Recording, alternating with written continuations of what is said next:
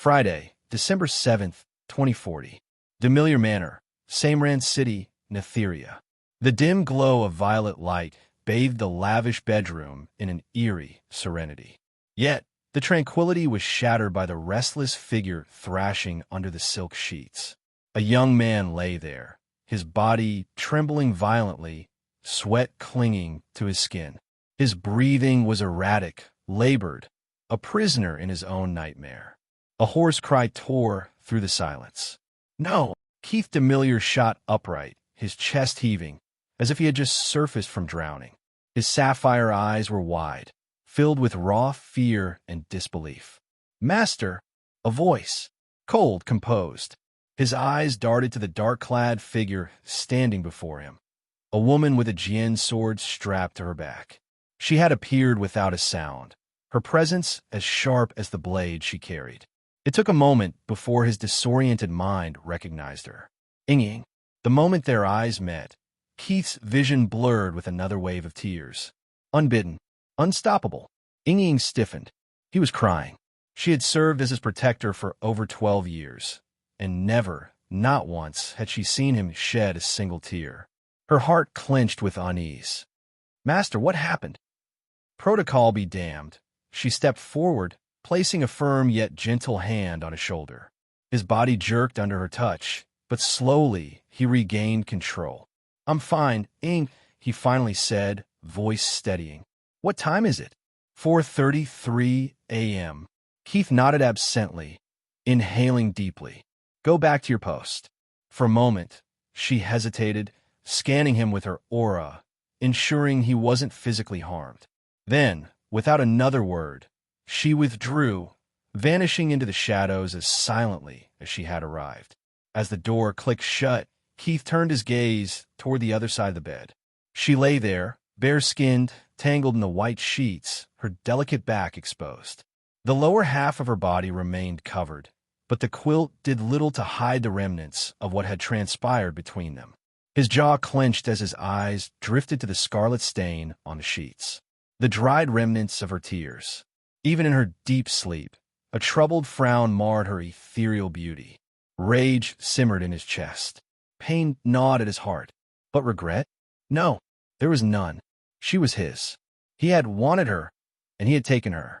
Even if, in the nightmare that haunted him, she had betrayed him, he did not regret what had happened tonight.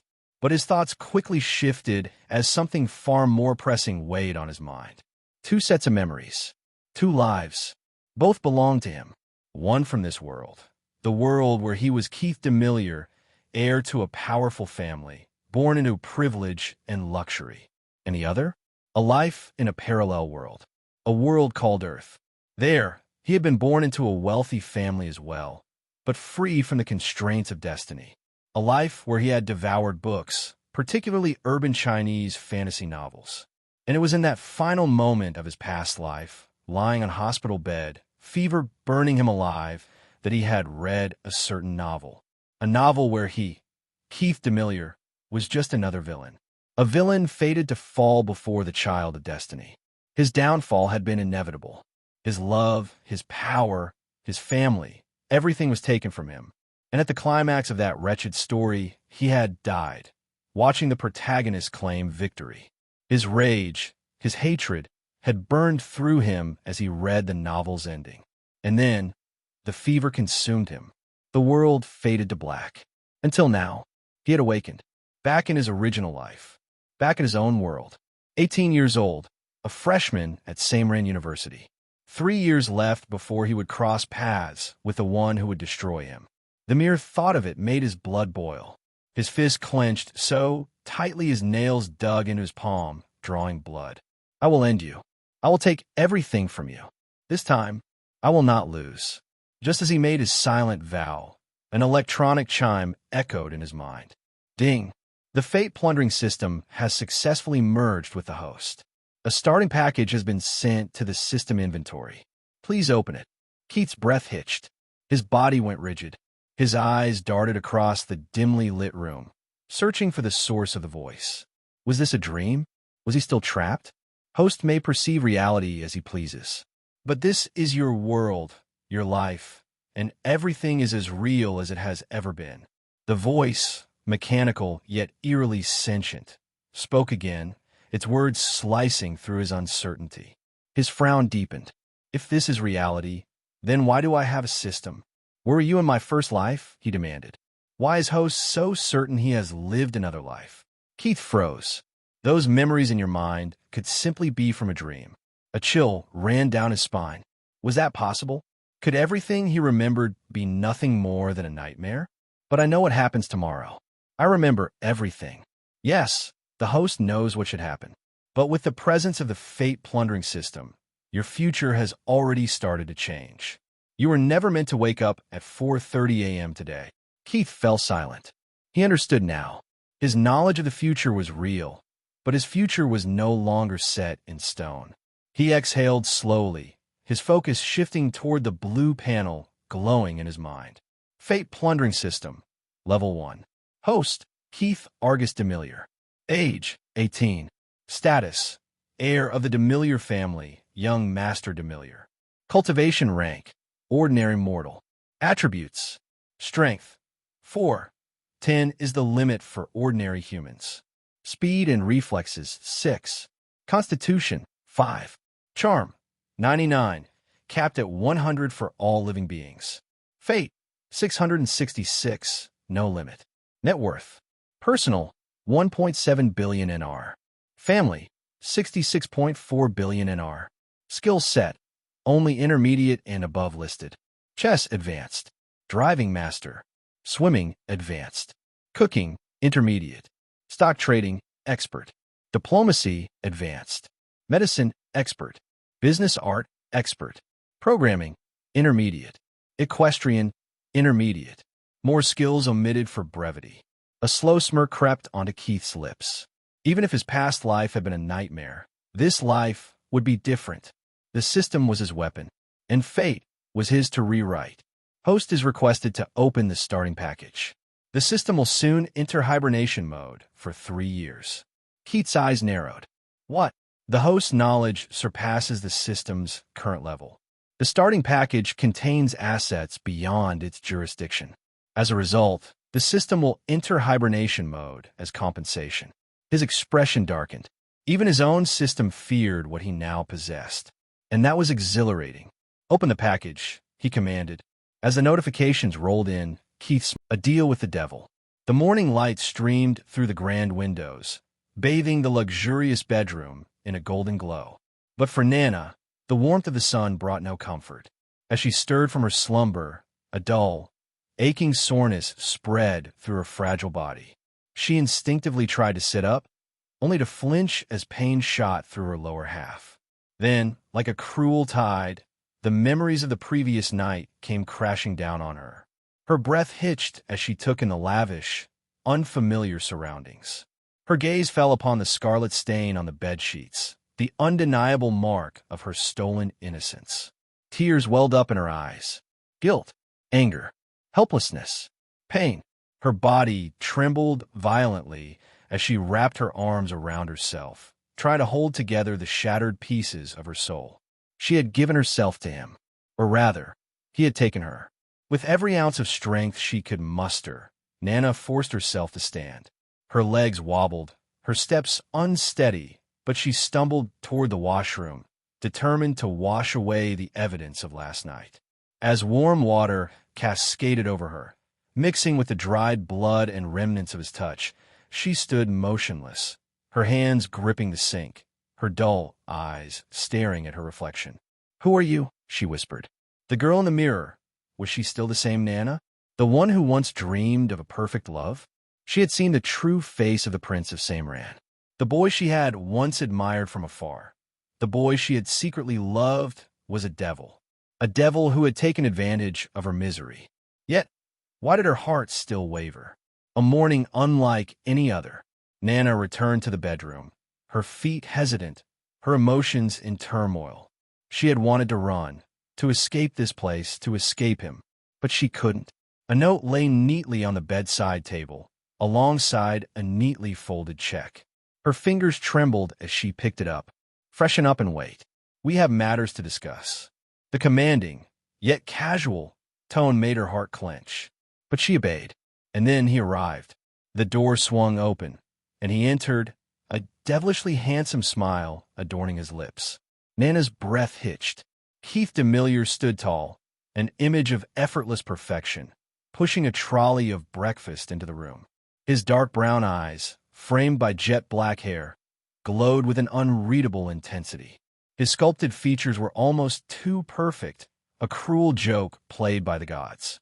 He was beautiful, and yet the sight of him made her stomach twist with fear, anger, and something else. "Good morning." His voice was warm, cheerful, as if last night had never happened. And just like that, the storm in her heart melted away. Her adolescent heart betrayed her, thudding loudly against her ribs. Her body remembered the pain, but her heart, her foolish, naive heart, yearned for his affection. "Did you sleep well?" he asked as he settled on the couch, placing the breakfast before her. She hesitated before nodding, her voice barely above a whisper. A soft rosy blush crept up her cheeks. Keith smirked inwardly. So easy. Nana might have resented him last night, but one smile, one act of kindness, and she was melting in his hands. She had always been infatuated with him. Even in his past life, her love for him had never wavered, not even when she had betrayed him. And this time, he wouldn't make the same mistakes. He would never truly love her, but he would ensure that she remained his. Sweet lies and soft chains. "Here, have the soup first." Keith took a spoonful and lifted it toward her lips. Nana's eyes widened in surprise. Her heart fluttered at the gentle gesture, her fingers curling in the sheets. She shouldn't trust him. She shouldn't forgive him. And yet, she opened her mouth, allowing him to feed her. The warmth of the soup seeped into her, calming her frayed nerves. "It's delicious," she admitted softly, lowering her gaze. Keith smiled. "I made it myself." Her eyes widened in disbelief. "Oh, really?" The thought of him cooking felt surreal. Keith chuckled. "I don't expect people to believe that Keith Demiliore knows his way around a kitchen." She flushed in embarrassment, lowering her head as she quietly took the bowl from him. The breakfast was extravagant, unlike anything she had ever had. Though she was hesitant at first, she eventually ate her fill, comforted by the warmth of the food and his presence. She had forgotten the bruises on her body, the pain in her limbs. She had forgotten how rough he had been with her. She had forgotten how he had ignored her pleas. And she never questioned why he was suddenly treating her so gently. A mistress's place. A heavy silence settled after breakfast. Keith sat beside her, occupied with his phone, while Nana sat stiffly, her mind spiraling with doubt and insecurity. Would he abandon her now? Would he forget about her? Cast her aside? Her fingers dug into her lap, her lips trembling. Then, "I have transferred $1 million nearest to your bank account." His words were like a blade, cutting through her thoughts. Nana's body went rigid. What? $1 million? That wasn't the amount they had agreed upon. "Wasn't it supposed to be 100,000? She whispered. Keith smiled. "I changed my mind." Her heart leaped with hope, only for it to be crushed in the next moment. "It won't be a one-time thing." Nana's breath hitched. "I can't have you as my official girlfriend, but I want you in my life." His gaze locked onto hers, unwavering, unapologetic. "You will be my little mistress and my personal assistant." He reached for a file, handing it to her. "Sign it." Her hands trembled as she flipped through the job contract. "But I'm still in high school." "You're an adult now," Keith replied smoothly. 16-year-olds can work. The first year will be flexible, but after your first semester in university, you will transition to full-time under my employment. He placed a contact card in front of her. "This is Aunt May's number. She'll be your mentor and pick you up for your lessons. You'll learn everything you need under her guidance." Nana stared at the contract, her vision blurring. Her heart hurt. This wasn't love. She was nothing more than a kept woman. But then, "I like you, Nana." Her head snapped up, her lips parting in shock. Keith leaned back, watching her reaction carefully. "Even if I never officially marry you, and even if I can't claim you as my girlfriend, I won't let you go." His voice was firm, resolute. "You will be mine." Her fingers curled around the pen. She knew she should refuse. She knew she should walk away. But in the end, She signed it. A new reality. I have to see my mother. Nana stood abruptly, anxious to leave. Keith's lips curled into a knowing smile. Your mother isn't at the hospital. Nana's stomach dropped. Her heart pounded as fear gripped her. Where is she? Her voice shook. Hey, welcome to Firescale Audiobooks. If you enjoy our audiobooks, please consider subscribing to the channel. Also, feel free to share your review in the comments section below. Hold my arm and lean on me. Keith spoke to her when he pulled her out of the car. Nana nervously lowered her head because they were surrounded by so many people right now. The luxurious Royal Silver Pagani Moonshade, which was a limited edition with only 7 cars in the entire world, was the center of attention. There were already people who had recognized the car and its origins, and the guards of the Imperial Shopping Center were rushing towards the car to receive him. Young Master Demiliore, the security head himself, greeted him with a bright smile. Welcome to the Imperial Shopping Center. Please allow us to escort you inside. He politely spoke. Keith nodded to him, handing the keys of the car to one of the guards, and gently smiled at the girl that was hugging his arm. Let's go. He spoke to her. There were people taking pictures of them and whispering, but Keith simply ignored them. He had grown used to being the focus of the public, but he was not really fond of it. Wow, he is young master of the Demiliore family. My God, he is so handsome and ridiculously rich. Some girls gushed over him with stars in their eyes, and even some middle-aged women couldn't help but feel aroused at the sight of him. Who's the girl on his arm? She is behaving very intimately with him. Must be some rich lady. She's beautiful. Shouldn't be so. Which young lady would wear a school uniform on Friday? Is young Master Demiliore picking up a school flower? Or is he into cosplaying? They look so perfect together. As soon as such whispers reached Nana's ears, she lowered her head in embarrassment, but did not dare to let go of Keith's arm. She was quite thankful that he had allowed her to hold him. Otherwise, her funny walk would have ignited the crowd's imagination to a whole new level. Even if he had said that he would not recognize her as his official girlfriend, he had not shied away from being with her in front of people. But that was understandable. All young masters were known to be accompanied by beautiful ladies, and other than sating their curiosity, nobody really cared about the relationship with those girls. Keith was a known playboy, but no one dared to call him out on it to his face or behind his back. Hundreds of thousands of girls would willingly wait upon him, if given the opportunity, just to have him accompany them for an hour. Such was the deadly charm of the famous Prince of Samran. If he did not have the right to become a playboy, who did? Imperial Shopping Center was a high-end shopping center in the Samran city. It was the place where only the rich could shop, as all the brands present here were the world's most luxurious brands. And as soon as they entered the premises, the guards left them on their own, and only a steward followed them to assist in their shopping and carry their stuff. Isn't everything here too expensive? Nana nervously whispered the question, making sure that the steward following them did not hear her. It is, but does it matter? He chuckled at her words. I don't want you to spend money on me any more than you have already done. I will buy stuff with the money you have given me as an allowance. She knew that there was no way out of this now, so she could only compromise with the situation. Your choice. Keith nodded to her words, much to her delight, and she finally felt at ease. However, as soon as he dragged her into the Valentino store, Nana was dumbstruck, not at the beauty of the dresses, but at the prices. Everything was far too expensive than what she had in mind. Even the cheapest dress in the store cost 3,000 NR. It had to be noted that the nearest was one of the strongest currencies in the world, and the median average income of a household in the country of Netheria was less than 40,000 nearest. Therefore, 3,000 NR for just a dress seemed outrageous to her. The assistants in the store were quite curious about the beautiful girl that accompanied the young Master Demiliore.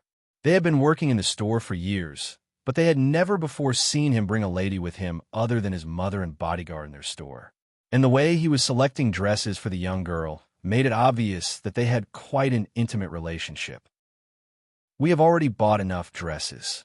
Nana worriedly spoke when Keith dragged her to the Zara clothing store. Those were all formal dresses. Let's buy some casual ones here. He evilly chuckled. The little girl no longer felt sweet in her heart. Keith had selected 10 of the finest Valentino dresses for her, and each dress cost over 6,000 NR. Like she had said, she paid for it with the money given to her as her monthly allowance, and in just 20 minutes, she had spent more money on dresses than she had ever spent in her 16 years of life. The Prince of Samran did not stop even after making her spend nearly 40,000 NR in the Zara store. He took her to Louis Vuitton to buy her accessories and shoes, and then took her to Chanel to get her some fragrances. "Keith, please." She pleaded with him when she saw that they were headed towards the Cartier outlet.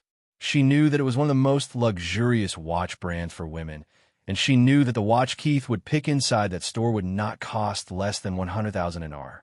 She had already spent a quarter of the million liras she had received in the morning, and her heart was unwilling to waste more money. At it novel been at. Keith smiled when he saw her behave that way. He knew she was not a girl that chased after the money. She was very simplistic in nature, but he had to torture her this way as it was necessary for her to adopt this lifestyle. As his future personal assistant, she would have to adopt a lavish persona so that she could accompany him in gatherings and other events. She had to overwhelm people when dealing with them, and a superior lavish style was a key component in dealing with rich people. "Don't worry, the watch will be my gift to you," he teased her. "Please, Keith." She pleaded again to get out of this money-draining shopping center. "You need a watch, Nana. Don't argue." He sternly looked at her, and she trembled under his gaze, fearing that she had upset him. "Okay." She lowered her head and nodded lightly, obediently allowing herself to be dragged inside the store. The staff was very polite to Keith, and they were quite enthusiastic when he asked to be shown the most beautiful watches for his little girlfriend. All the unease in her heart washed away when she heard him call her his girlfriend, and a crimson blush adorned her face. Her silly smile made the women in the store envy her, making their hearts sour, but there was nothing they could do or say about her. They knew that they could not compare to her in beauty, and they knew that they had no chance to hold Keith's arm the way she did. "And this is Benoit Alangilanala, white gold, diamond-crested with a ring of natural blue diamonds." The manager himself introduced the watch after he had keenly observed the intimate relationship between the two of them. Had he not found Keith too interested in his companion, he wouldn't have brought out this masterpiece. The moment Nana saw it, her eyes sparkled in appreciation. The watch was utterly beautiful, all thanks to those gorgeous blue diamonds. She was a girl after all, and all beautiful things attracted her. This is a limited edition, and one of the 25 watches that are in existence. You are in luck, as this watch was going to be transported to another city tomorrow. The manager happily informed them. Since there are only 25 of these in existence, and this is the number 9, the price is set at 2.3 million liras. The moment Nana heard the price of the watch, cold shivers ran up her spine. Her mind started sounding the alarms, and just as she feared, Keith's indifferent words sounded out in her ears. "Pack it up. I will take it. And that ballon bleu, white gold 42 millimeters. He pointed at another watch of a different style, which was also made out of white gold and was diamond-crested, with a price of nearly 300,000 liras. "Excellent choice, young Master Demiliore." The manager couldn't suppress his smile while he thought about the commission he would be earning on the business he had just done. "And I want a name printed on their backs, Cassandra Frostline font. The name is Nana." "Of course, young Master Demiliore." The manager took the 2 watches inside the workshop that was in the back room and returned after 15 minutes with both the watches after Nana's name has been laser engraved on the back of them. Keith took the ballon bleu and placed the watch on Nana's left wrist. "It suits you." He nodded in satisfaction, but did not really ask if she liked it or not. "The total bill is—" The manager packed the Benoit Alangi and handed over the package to Keith. "Swipe it." Keith did not even glance at the bill and handed the manager his back card, cutting him off and making everyone who had been watching them sigh at the unfairness of life. Nana was quite nervous when they arrived at the Soviena Health Clinic to check up on her mother, who had her kidney transplant earlier in the morning. When Keith told her that her mother was no longer at the hospital, she was quite anxious, but when she learned that he had already arranged for her to be transferred to the Soviena Health Clinic, which was one of the most renowned private hospitals in the country, no words could express the gratitude in her heart. She had smiled her silly smile and shed tears, and he had to hug her to help her regain her composure. And whilst they shopped at the shopping center, her mother had successfully gone through the operation and was now resting in one of the best wards the clinic had to offer. Now, she was dressed like a proper rich girl, wearing the lightest of the makeup, looking breathtakingly gorgeous. She did not dare to let go of Keith's hand as they entered the clinic. The eyes of the staff and visiting people were on the pair, and everyone just sighed in their hearts at how perfect they looked with each other. She was a poor girl who had never before focused on her appearance much, and just a simple change of outfit brought out all of her radiant beauty, making her appear as if she was a totally different person. She was already beautiful enough to make people envy and admire her, but things were now much more serious than before. Mr. Demiliore, a pretty nurse who oozed elegance and gentleness, approached them and greeted him. "My name is Megan, and I will be your guide."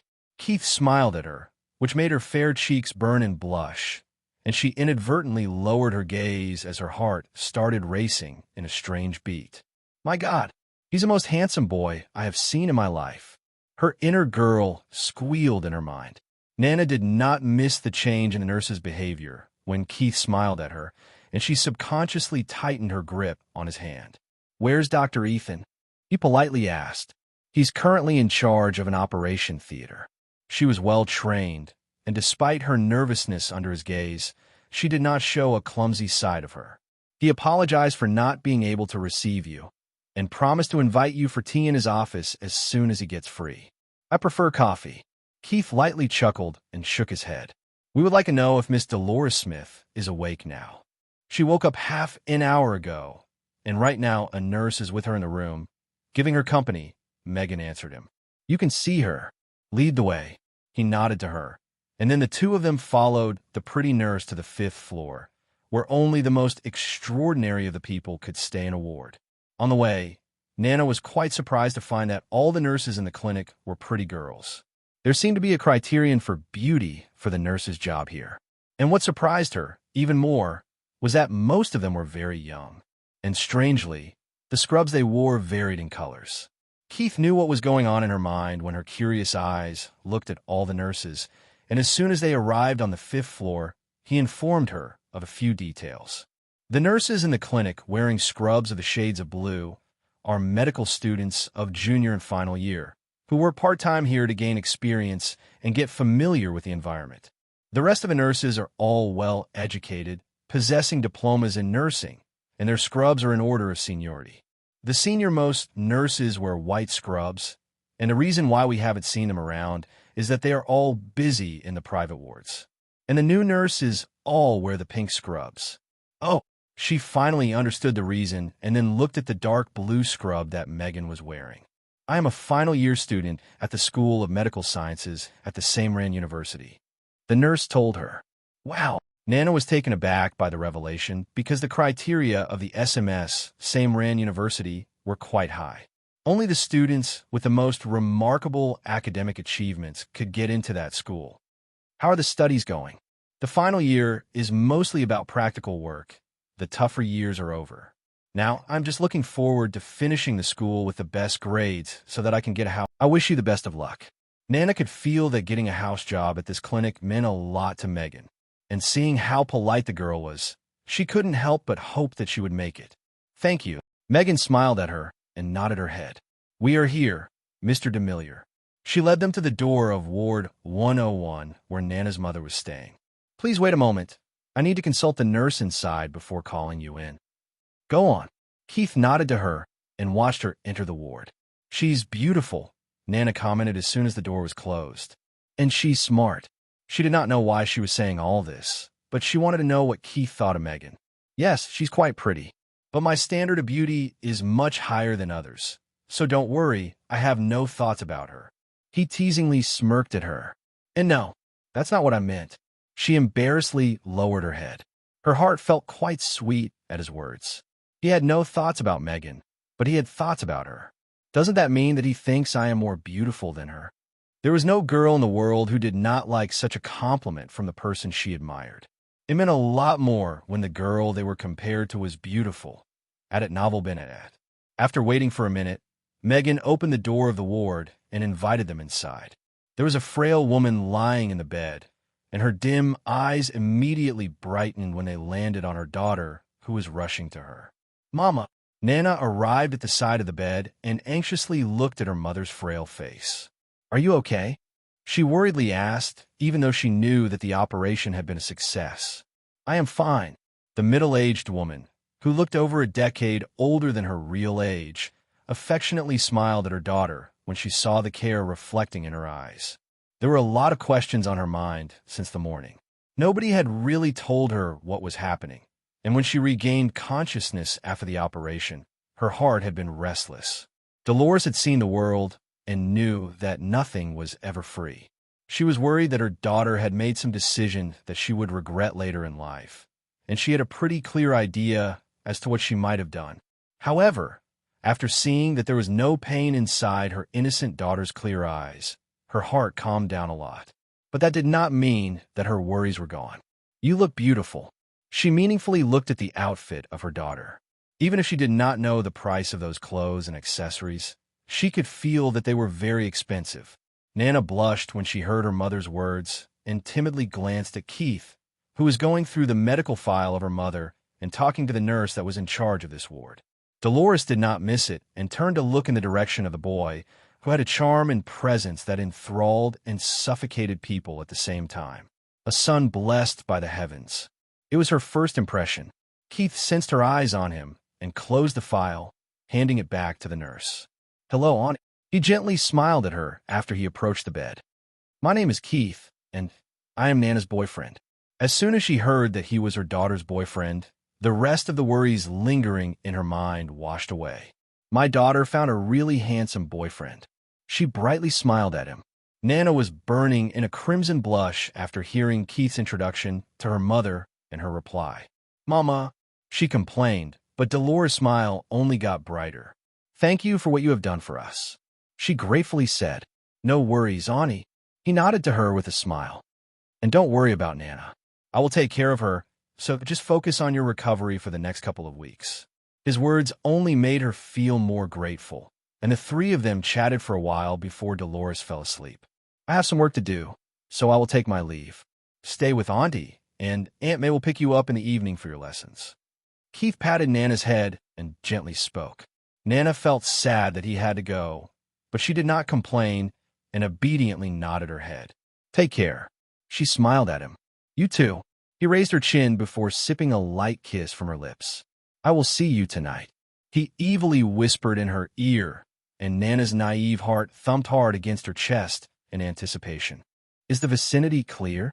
"Yes, master." Ying's voice sounded out from the cell phone. "No one is trailing you. Stand on guard," he said and ended the call. Right now, he was dressed in a simple white shirt, blue jeans, and a gray sweater, sitting inside a BMW that he had earlier switched with Ying before coming to this community. He started the car and slowly drove towards a house at the end of the street. It was a simple two-story house, which was quite big for the family of three that resided inside it. After parking the car right in front of the house, he checked the time, and as soon as the watch hit 4:45 p.m., he got out and stood leaning against the vehicle, waiting for someone. He didn't have to wait long before he saw an enchantingly beautiful girl come out of the house with a bright smile. She was around 14 years old, tall for her age, and naturally possessed a charm and grace that captivated the minds of people. Even if she was young, her beauty could suffocate the heart of any beautiful girl with envy. She was just like him, a girl possessing a ridiculously high charm. And her most striking feature was her pair of deep blue eyes that formed a compelling contrast with her black hair. And right now, those beautiful orbs were sparkling in excitement. It was quite funny that she was wearing a similar outfit as him, a white shirt, blue jeans, a gray sweater, and high boots. "Brother," she happily called out to him before she started running towards him and lunged right into his awaiting arms. "I missed you. I missed you too." He chuckled happily and spun around with her, making her giggle. "Ready to go?" "Yup." She enthusiastically nodded her head and ran to the passenger side as soon as he put her down. "How was your week, Kiera?" he asked her after starting the car and driving towards their destination. "Boring." She pouted and folded her arms on her chest. Just another week with dozens of assignments. You are in your final year of middle school, so there are bound to be so many assignments. He flicked her nose playfully. And I hope you have not been slacking in your studies. He sternly spoke. Oomph. She pouted again and turned her face to the other side. He laughed at her antics and did not pursue the matter anymore. It might not look like it from the way she behaved around him, but she was the ace of her batch. Her academic results were always perfect. Keith drove the car out of the city, towards a suburban area, and half an hour later, they arrived at the Kennedy Equestrian Club. It was the month of December, and with evening approaching, most of the club members were already departing the premises when they entered it. Keith was wearing shades in order to keep the people away, and thankfully, no one recognized him as the girl by his side attracted all their attention. A steward was already waiting for them with their horses, and Kiera happily ran towards her favorite horse present in the club. Hello, Gent. She gently stroked its head and ran her soft fingers through its thick black hair. It was quite obvious from how the horse leaned into her touch that he liked her a lot.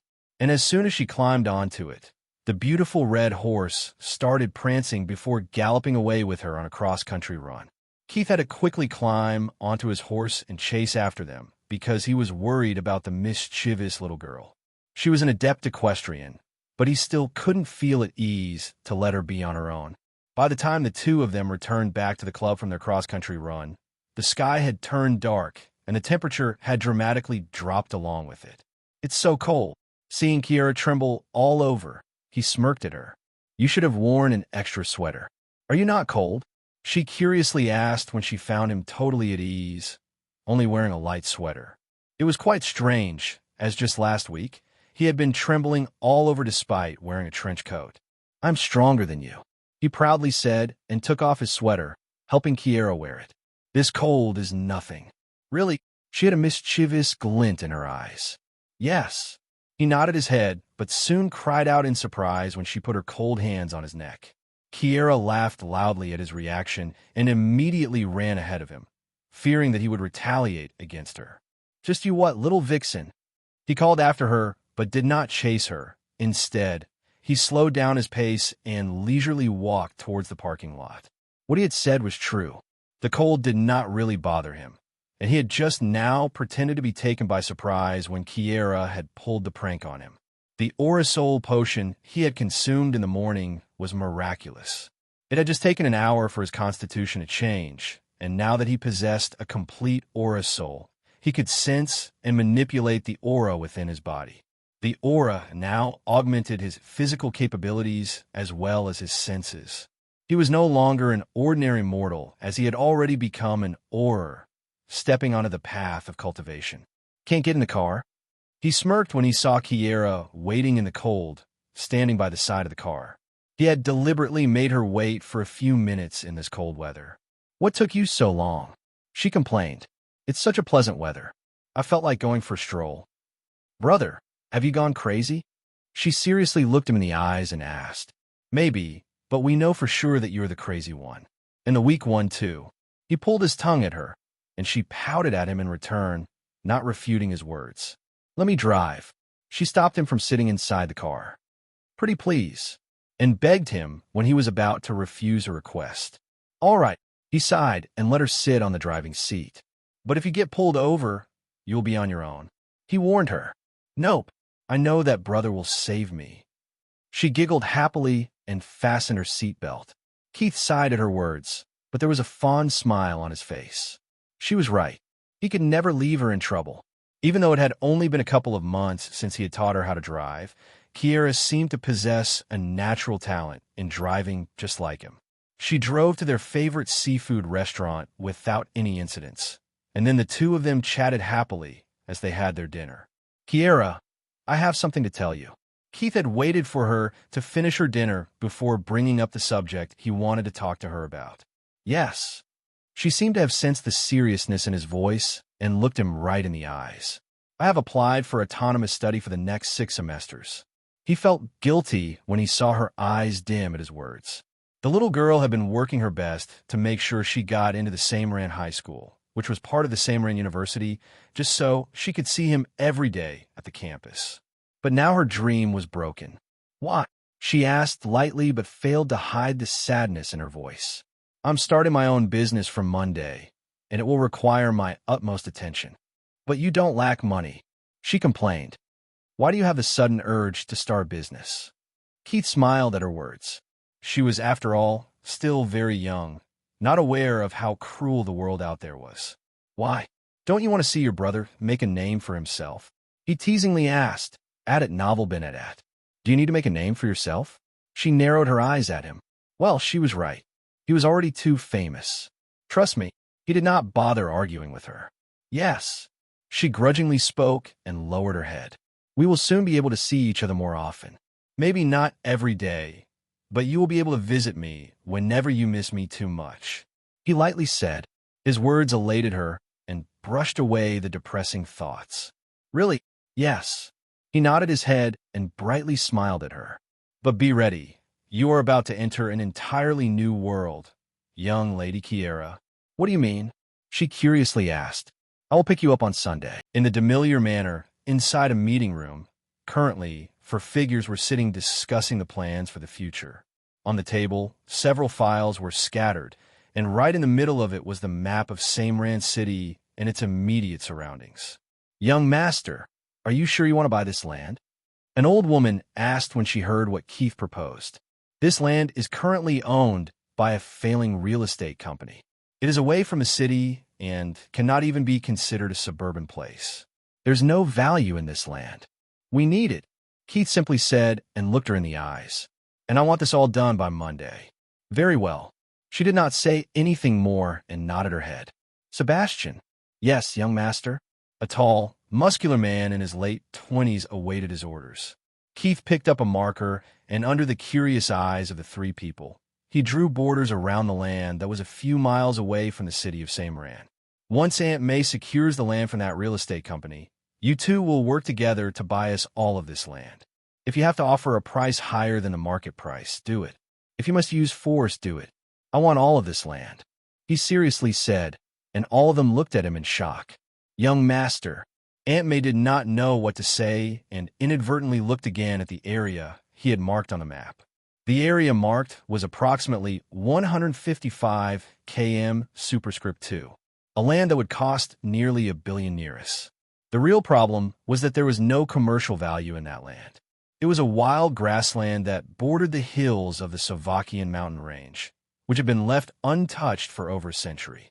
Yes, it was a beautiful place with the potential of tourism, but the investment they would have to make on this land in the future would be enormous, and even the Demiliore family would be hard-pressed to bear that cost. Don't worry, Aunt May. Keith smiled at her. Just get this land as soon as possible. It needs to be under our new company before 27th of January. What's going to happen on that day? The old man who had been silent all this time finally couldn't contain his curiosity. A news will come out that will change the future of the Samran city, he mysteriously said, but did not give them any more information. Are you sure you want to do this? The old man didn't seem worried, but still asked. Yes, Uncle Caesar. Keith affirmatively nodded his head. Seeing that he was determined, they did not say anything. Keith's personal net worth was 2.2 billion liras right now. 1.6 billion of it were liquid assets. He had received $1 billion liras when he has turned 16, and that money was always meant for him to start his own business and prove his worth. The 500 million he received from the system was a massive bonus to aid his current plans. And after acquiring these two lands, he would still be left with over 700 million liras of liquid assets. With the knowledge of the future, there was no way he would fail in his business. It was simply a cheat, and he was going to exploit it to the best of his ability. The land he was outrageously going to buy for $1 billion liras was going to increase in value by 10 times at the end of February. And the profit he would make out of it in the future was going to be even higher than that. But that profit could not simply be calculated in terms of monetary value. As for the other piece of land, it was a gold mine too. He did not care that he was stealing the fortune of that fallen company. Had things progressed without his interference, that fallen company would have become a hotshot in the coming months due to sheer luck, but now they had no future. I will get to work right away. Sebastian got up from his seat and bowed to Keith before leaving the meeting room. Aunt May took her leave too after collecting the relevant files of her work. This is a lot of work on her hands, and the next few weeks were going to be tough on her. But as a subject of the Demiliore family, she would never complain about it. "What are your instructions, young master?" Caesar asked as soon as his little wife and son left the room. He was the head butler of the Demiliore estate, and his family had been serving the Demiliore family for centuries. And Caesar was not just the head butler of the estate, but also the head of the shadow guards that protected the Demiliore family. He possessed immense power in his hands and controlled the information network of the Demiliore family. Additionally, he was a cultivator of great power, and he was the one who had trained Ying to become Keith's shadow. Keith stood up from the table and walked over to the couch. The old man followed him and sat adjacent to him, waiting for his instructions. And Ying attentively stood behind her master, just like she always did, silent but ready. "Fix an appointment with Chairman Angelini on Sunday afternoon. I will be paying a visit to him to ask about his health."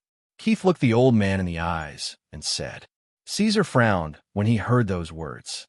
He had a pretty good idea what Keith wanted to do, but it was a dangerous game that the heir of Demiliore family wanted to play. A couple of decades ago, no Demiliore nor Angelini needed an appointment to visit each other's estate, but now there was a blood feud between the two families. Even if they were not at war, Keith's decision to visit the old man Angelini was going to shake many unturned stones. Additionally, get in contact with Damian Angelini. Inform him about the existence of Chiara, and once he understands the situation, have him contact me. It was not going to be an easy task to get in contact with Damian Angelini, but Caesar did not voice the problem. He was a capable man and had a way. "Young master, your father wanted to keep her existence a secret." The old man reminded him of the promise he had made to his father. "My father was wrong, and his decisions led to all that is wrong with our two families." Keith narrowed his eyes at the old man. "The promise was to protect my little sister, and I will protect her," he resolutely said. He had already seen what would happen in the future if he kept her existence a secret, just like his father wished for. He did not want to go through all that pain again, and he could not afford to lose Chiara at any cost. Very well. Caesar saw the conviction in Keith's eyes that even sent chills up his spine. He had never before seen that look in his young master's eyes, and he understood at that moment that his young master was a changed man now. Keep an eye out on all these people. He sent a list to Caesar's cell phone, and when the old man went through it, his brows were furrowed deep.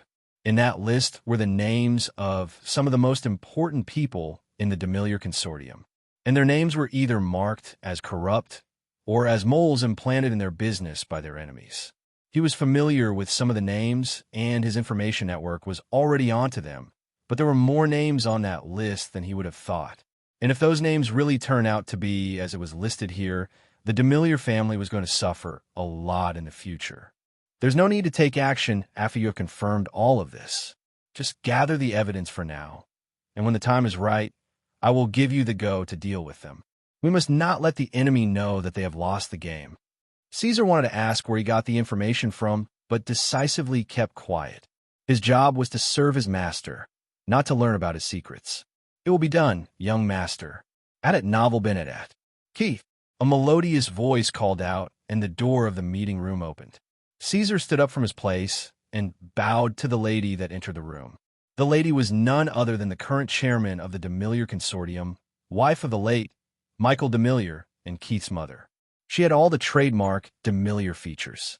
Those high cheekbones, deep brown eyes, and those haunting black hair. And even if she was 40 years old, she looked no older than a lady in her mid-20s. It was as if she was frozen in time, and Keith had always remembered her looking just as beautiful. Of course, he also knew the reason why she looked the way she did. She was not an ordinary mortal, but a cultivator, and she was quite strong. "Mom." Keith smiled at her and stood from his seat, allowing his mother to hug him in her arms and plant a kiss on his forehead. "How was your day?" she excitedly asked. "It was quite an eventful day. I heard that you registered a new company in the morning. Is my son finally willing to take on some responsibilities?" She raised her brow and then glanced at all the files and the map that was placed on the meeting table. "Pardon me, young master, madam." Caesar decisively walked over the table and collected all the files, closing them and wrapping up the map.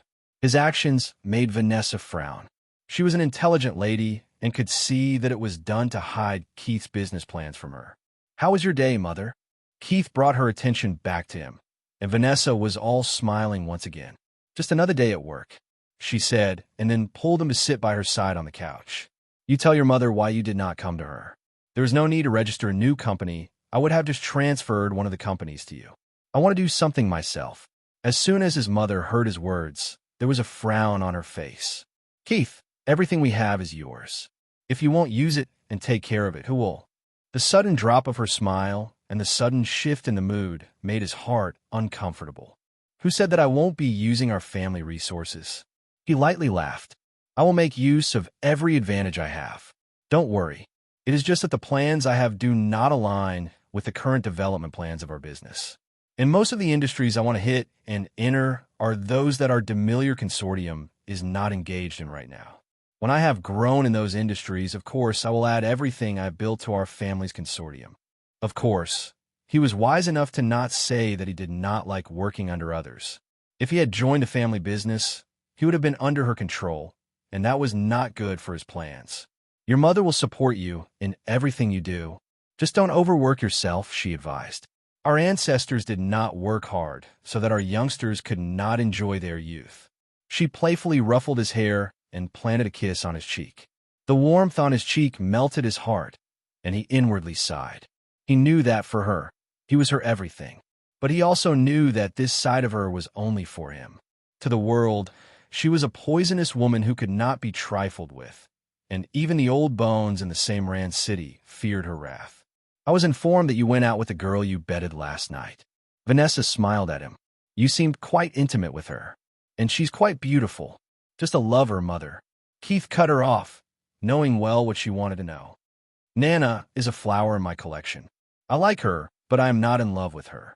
His words relieved the tension in her heart, and she sweetly smiled at him. "I'm glad to hear that. Always remember that it is your responsibility to not let down our family's name. You can have whoever you want, but always keep the distinction between your lovers and your wives." "I understand, Mother." He nodded to her. The chat with his mother continued for a couple of hours. They talked about lots of different stuff, but mostly it was Vanessa guiding him on business and giving him some information about the current affairs of the city. Even if he knew everything already, he let her tell him, as he did not want to deprive her of the time she wanted to spend with her son. After she finally decided to go to bed, Keith spent another hour working on his plans and gathering some information about the world. He had already determined that all of the author's stories and his memories were real, and the more he researched on world affairs, the more solemn he became. There would not just be one enemy appearing against him in the future, and some of those protagonists in his memories possessed godlike powers. However, what troubled him the most was the presence of other possible systems. It was not going to be easy to fight against them, but the good thing was that all the stories in his mind were in chronological order, and currently, none of the protagonists he knew about had appeared on the surface.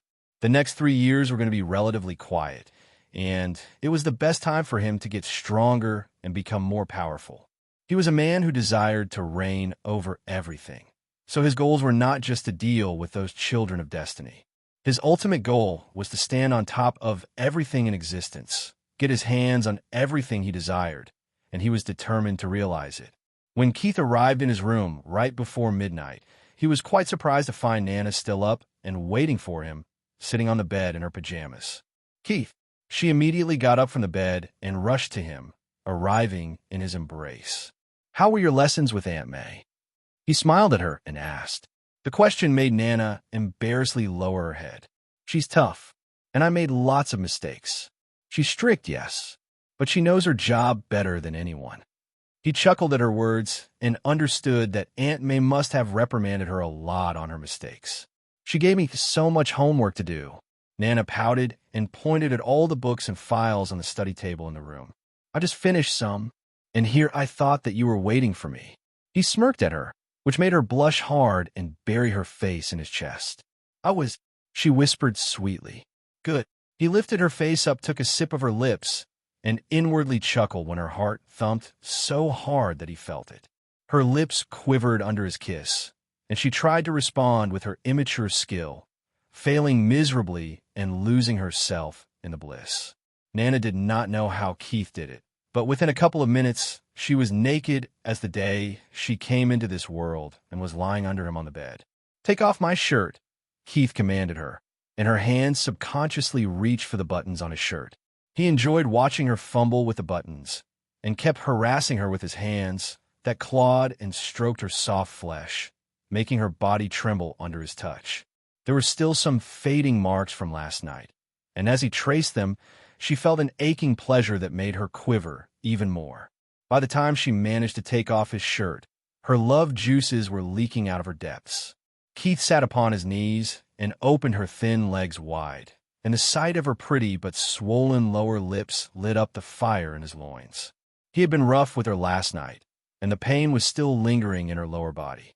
Her eyes contained some fear too, but the love in her heart far surpassed it, and she wanted him to do as he pleased with her. "You are beautiful, Nana." He looked her in the eyes and said, before reaching forward and tracing her lower lips with the tip of his finger. The simple touch made the girl whimper in a cute voice, and she closed her mouth with her hand in embarrassment. He did not waste time with the foreplay, as he could feel that she was wet enough. Taking off his belt, he freed his member from the confines of his pants and rubbed the glands against her swollen lips. Of course, he could have helped her with his medicine skills, making it easy on her, but there was no fun in that for him. "I'm going to enter you now, silly girl." He leaned on her and looked her right in the eyes. "Lock your arms around my neck." His voice was commanding, and Nana did as asked, preparing herself for his assault. "Kiss me." Her eyes shied away briefly, but she did not dare to defy him and clumsily raised her head to capture his lips. "Ah!" The moment she kissed him, he ruthlessly plunged his length inside of her, filling her depths to the brim, making her cry out in pain and writhe under his weight. Her insides were still not used to his length, and unfortunately for her, he was well endowed. Even though he did not move and stayed still inside of her, she felt the burning pain she had experienced last night. "Kiss me," he commanded again, ignoring her discomfort. "It hurts," she complained, but looking in his stern eyes, she felt fearful and raised her head again to kiss him. Keith smirked as she clumsily tried to kiss him. He was not responding to her, and after a while, she grew agitated and intensified her approach. She lightly nibbled on his lower lip before locking their lips again, and this time, she used her tongue to make him respond to her.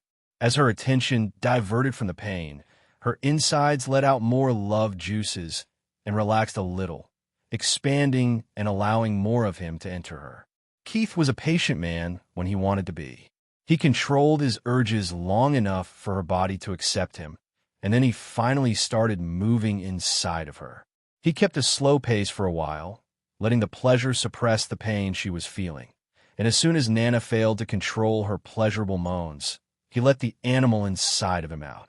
He locked both of her hands on top of her head and pressed her more under the weight of his hard thrusts. Her supple breasts squeezed against his hard chest, and he buried his face in her neck, listening closely to the voices that leaked from her mouth. The grunts and moans resounded in the room for a good hour and a half, and Nana bathed in the pleasure she had never before experienced in her life. It was mind-numbing, and after the first round, she had found herself burning in a desire that made her body ache. And so, she was the one who initiated their second round, which led to a third and a fourth before she finally succumbed to the tiredness. There were now fresh bruises on her beautiful fair body, and even he had not come out unscathed from today's battle. There were scratches on his back and some bite marks on his shoulders, evidence of how passionate their lovemaking was. She might have been an innocent girl, but once she lost herself to her desires, she was more passionate than the best of the whores. It was one of the reasons why he liked her. She was a treasure in bed that one could never get enough of. Keith was proud and impressed by the change in his constitution as well. Even after going through 4 intense rounds, he had more than enough energy inside of him to go on for some more rounds. He was a little dissatisfied in his heart when Nana could no longer keep up with him, but he controlled his lust and allowed her to fall asleep. It was just her second time, and her physique was still untrained. He knew that she would only get stronger in the bed as time progresses, which would only make his life more pleasurable. She was worth the patience. The two of them nestled in each other's embrace, and soon the warmth of her body lulled him to sleep too. And this night, there were no nightmares that haunted him. Take care. He lightly kissed her before taking his leave, and the poor girl was burning in a scarlet blush at his action. Nana could feel the gleam in her mother's eyes as they bore into her back, but she did not dare to turn around and look at her, and so she tried to busy herself with the readings Aunt May had assigned to her before they left the manor. She knew that Keith deliberately kissed her in front of her mother to tease her, and even if it was embarrassing, she felt really sweet in her heart. Young lady, you have a lot to explain. Dolores had not noticed it yesterday, but now that her mind was much more clear, the strange walk of her innocent daughter did not miss her eyes. As a woman, she was well aware of what it meant, and as a mother, she was a little worried that these two lovebirds were going a little too fast. Oh no!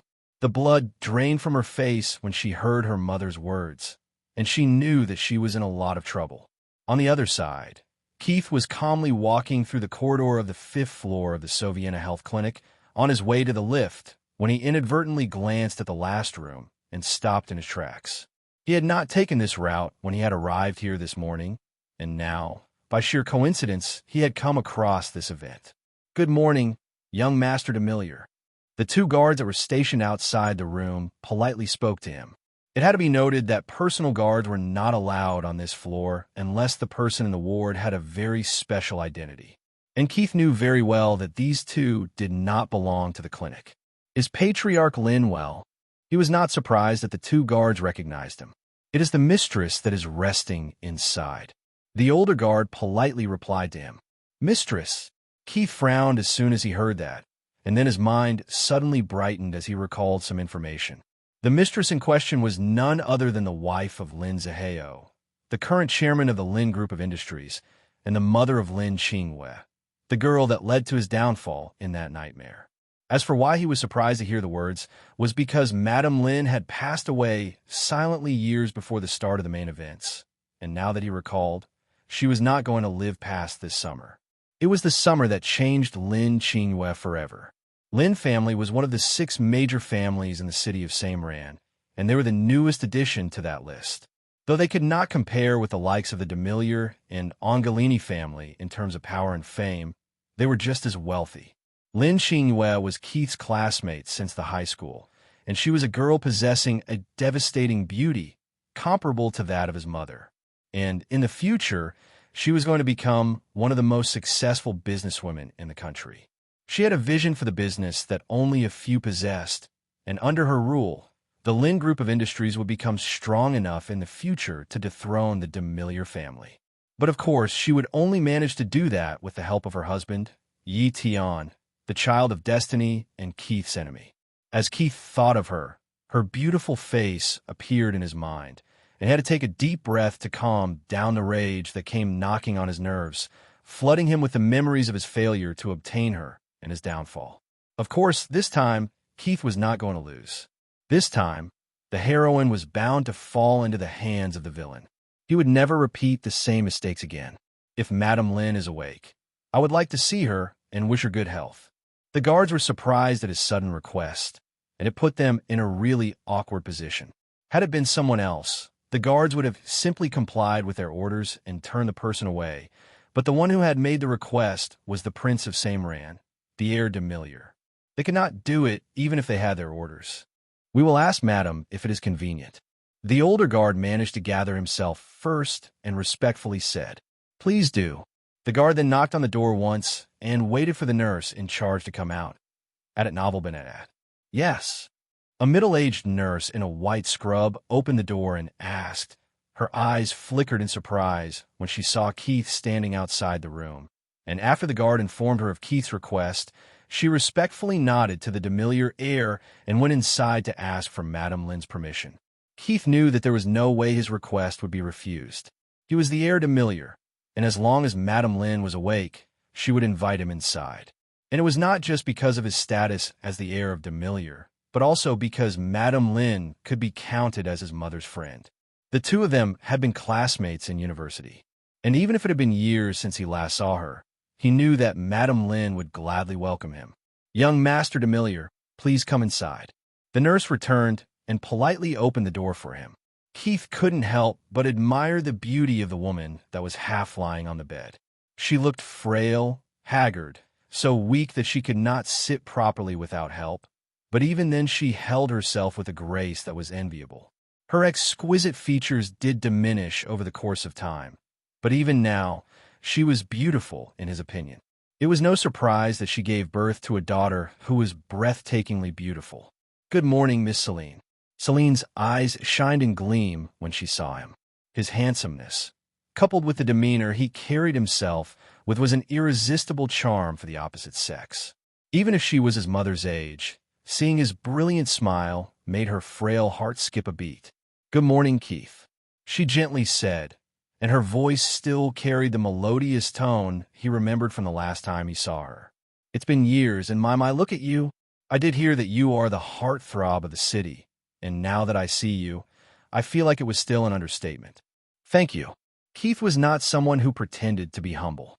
He knew how to accept a compliment with grace without being a hypocrite.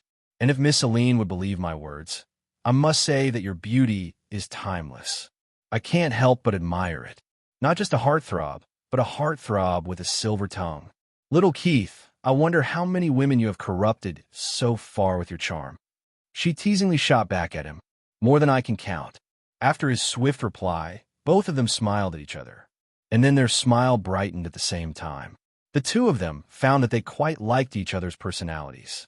It was so easy to get along with each other. "Come sit, little Keith. Your aunt hasn't had a good chat in a while." "Excuse me." Keith accepted her offer and calmly took the seat by the side of the bed. "May I ask what ails you, Aunt Celine?" Since she had addressed herself as his aunt, he did not shy away from addressing her as such. "It's the fate that ails me. Who knows what it wants from me?" She giggled and laughed off the pain inside her heart just like that. But Keith knew what she meant. No one knew what ailment she suffered from. No one except for him. Celine had started growing weaker and weaker ever since she gave birth to her daughter. The Lin family spent a fortune on helping her get better, but even to this day, no doctor could successfully diagnose her. But at the rate her health was deteriorating, she only had a few months of life left in her. Her illness was never seen or recorded in any medical book, but since Keith possessed the knowledge of the future, knew about the secret physique of Lin Qingyue, and possessed medical knowledge that was not limited to the ability of an ordinary mortal, he knew what was the cause of her deteriorating health. "May I?" He pointed at her medical file that was resting on the side table and asked. Celine lightly nodded to him, not really caring about it. Both the ladies thought that Keith was only going to check the comments of the doctor, but to their surprise and dismay, he kept reading through her medical file for 10 minutes, and the frown that marred his face told them that he possessed some medical knowledge and understood everything that was inside the file. Little Keith, Celine couldn't help her curiosity when Keith finally put down the file. "Do you study medicine?" She knew that he was in her daughter's class, pursuing a degree in business and finance. But given his family background, it was quite possible that he was studying other fields at home. "I do, but I cannot be counted as a medical student." Celine nodded to his in understanding, thinking that he should only be possessing some book knowledge. But his next words made his eyes widen in disbelief. "I'm already a doctor of medicine." "What?" She couldn't help but exclaim. He was only 18 years old. How could he be a doctor? For a moment she thought that he was joking with her, but seeing the confident smile on his face, she found herself believing in his words. "Can you excuse us for some time?" Keith suddenly turned to look at the nurse and asked. "This?" The nurse awkwardly looked at him and turned to look at Celine. Celine was quite curious what Keith had to say, and so she nodded to the nurse to go outside. Once the two of them were alone in the private ward, Keith stood up from his seat and came to stand by her side. "May I?" He pointed at her left wrist and asked. She did not know why she felt compelled to do as he requested, and nodded, allowing him to grab her wrist and check for her pulse. His technique was similar to that of the Chinese medicine doctors, and she could see that he was well versed in what he was doing. Celine sweetly smiled at him when she saw his brows furrow and only grow deeper as he sensed her pulse. She knew that there was no cure for the disease she suffered from. How could there be a cure for a disease that no one even knew of? Don't distress yourself. It is fine if you can't figure out what the cause is. I think I know. When the shock finally wore over, Celine narrowed her eyes and kept staring at him. But the polite smile on Keith's face did not falter, and his eyes stayed clear of any deceit. Little Keith, don't give me hope. She sighed and looked away, still finding it hard to believe that he knew what her ailment was. How about my aunt lets me perform a quick procedure on her, and we will see if I am right or wrong. He smiled and said. Her mood was already depressed now, and it did not really matter to her if he failed. There was a glimmer of hope in her heart, and no matter how bleak it was, she wanted to bet on it. Acupuncture and moxibustion? No. Keith lightly chuckled at her words. Though I am well versed in Chinese medicine, it won't be of much help in this matter. He politely pulled off the comforter and then helped her sit up with her back facing him. Her body was really frail, so he had to be extra careful when helping her move, and just staying in that sitting position for 5 seconds had shortened her breath. It will be fine in a while. Please preserve. He gently whispered and then started tracing her back with his forefinger while supporting her with his other hand. At first, Celine felt nothing but the numb ache that had been there for many years, but soon after, a ticklish feeling bathed her nerves. It was a strange touch of cold and hot at the same time, and it was so soothing that she lost herself to the sensation, entering a trance-like state. Keith was sweating profusely as he performed the node tracing, a healing method that involved the use of aura to stimulate the nodes or acupuncture points, guiding the aura in specific patterns around the body to improve the vitality of the patient. He was already at the peak of the Foundation Profound realm. Having achieved the competition of all 3 stages of Foundation Profound realm, aura circulation, body refinement, and the formation of Aura Soul, all thanks to the miraculous Aura Soul potion. However, it was just merely the peak of Foundation realm. If he did not have the medical knowledge that he had received after upgrading the skill to expert level, he would have not been able to use aura to perform this specific procedure, as it required a very precise manipulation of aura, which no Foundation Profound realm cultivator could possess. Normally, cultivators could only manipulate aura out of their bodies once they reached the nascent Profound realm, but exquisite medicine skills did allow a few exceptions. Finally, when he had managed to stabilize the flow of blood in Celine's body and vitalized it a little, he traced his forefinger to her heart and started tracing that area on her back in a swirling motion. His body started feeling weak not long after, but he knew that it was nothing dangerous. He was using his vitality to eliminate the poison inside her body. A good rest would fill up his aura reserves later, returning his vitality, and it was also a good opportunity to test his medicine skills and push himself to the limits. How could he miss on that? Added Novel Benedat. Yes, Celine was not suffering from a disease, but she was actually poisoned by a special poison. And the one who had poisoned her was her own daughter when she came into this world. Half an hour later, Keith knew that he had reached his limits and stopped.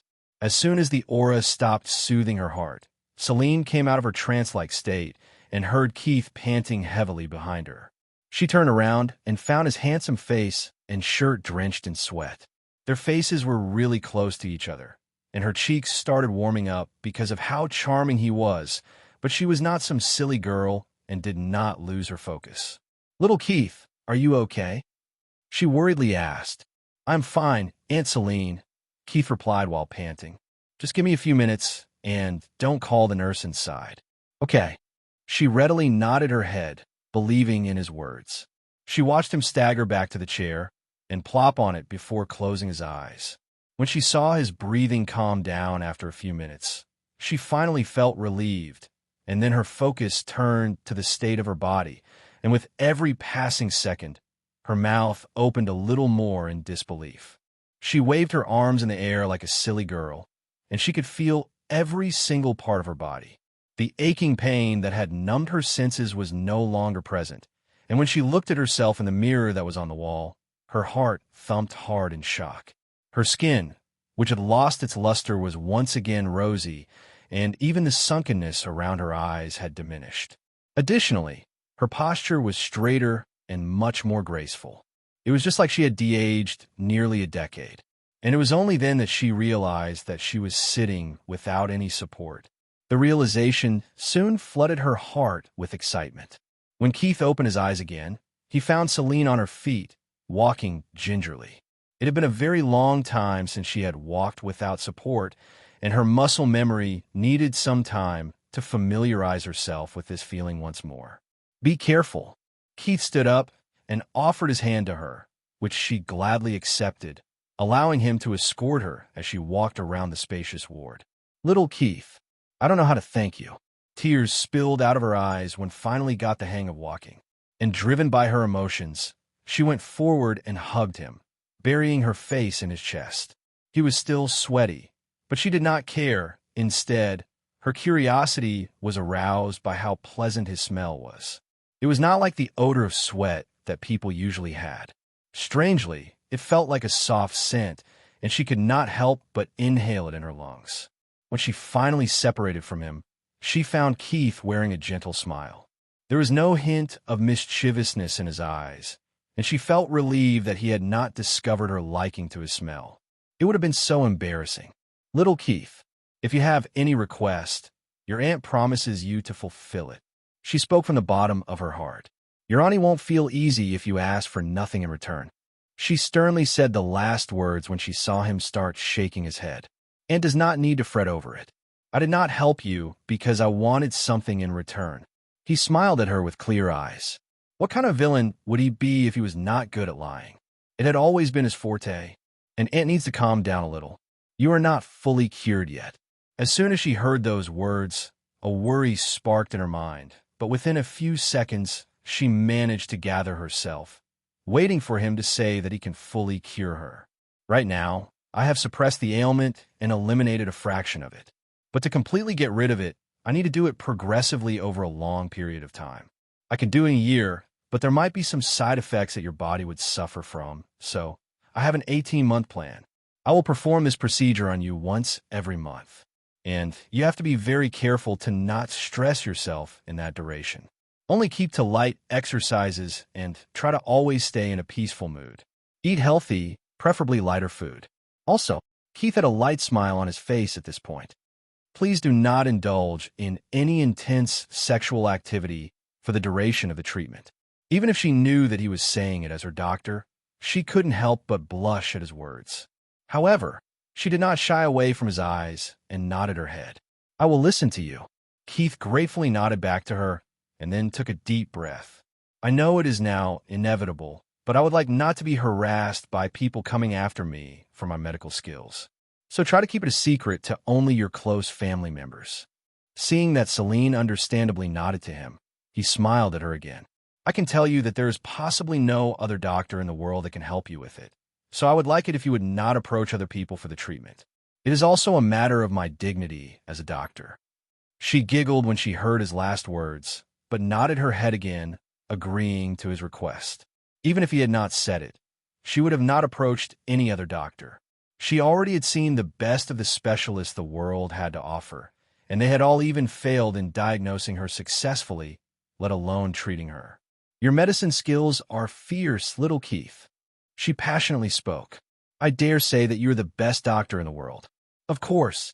Keith narcissistically nodded his head, which prompted Celine to burst out in giggles. "By the way, little Keith, what am I suffering from?" she curiously asked. "I would rather not tell you." He apologetically told her, "But rest assured that it was a natural phenomenon and that I can cure it. I can say it with a guarantee that there is no other woman in the world that suffers from this ailment." "Oh, so it is a disease that only women suffer from." She picked up on that information and playfully smiled. However, she did not pester him about it. She was about to invite him to sit down with her to chat about his life. But at that moment, the door of the ward opened, and someone came in calling out for her anxiously. "Mama."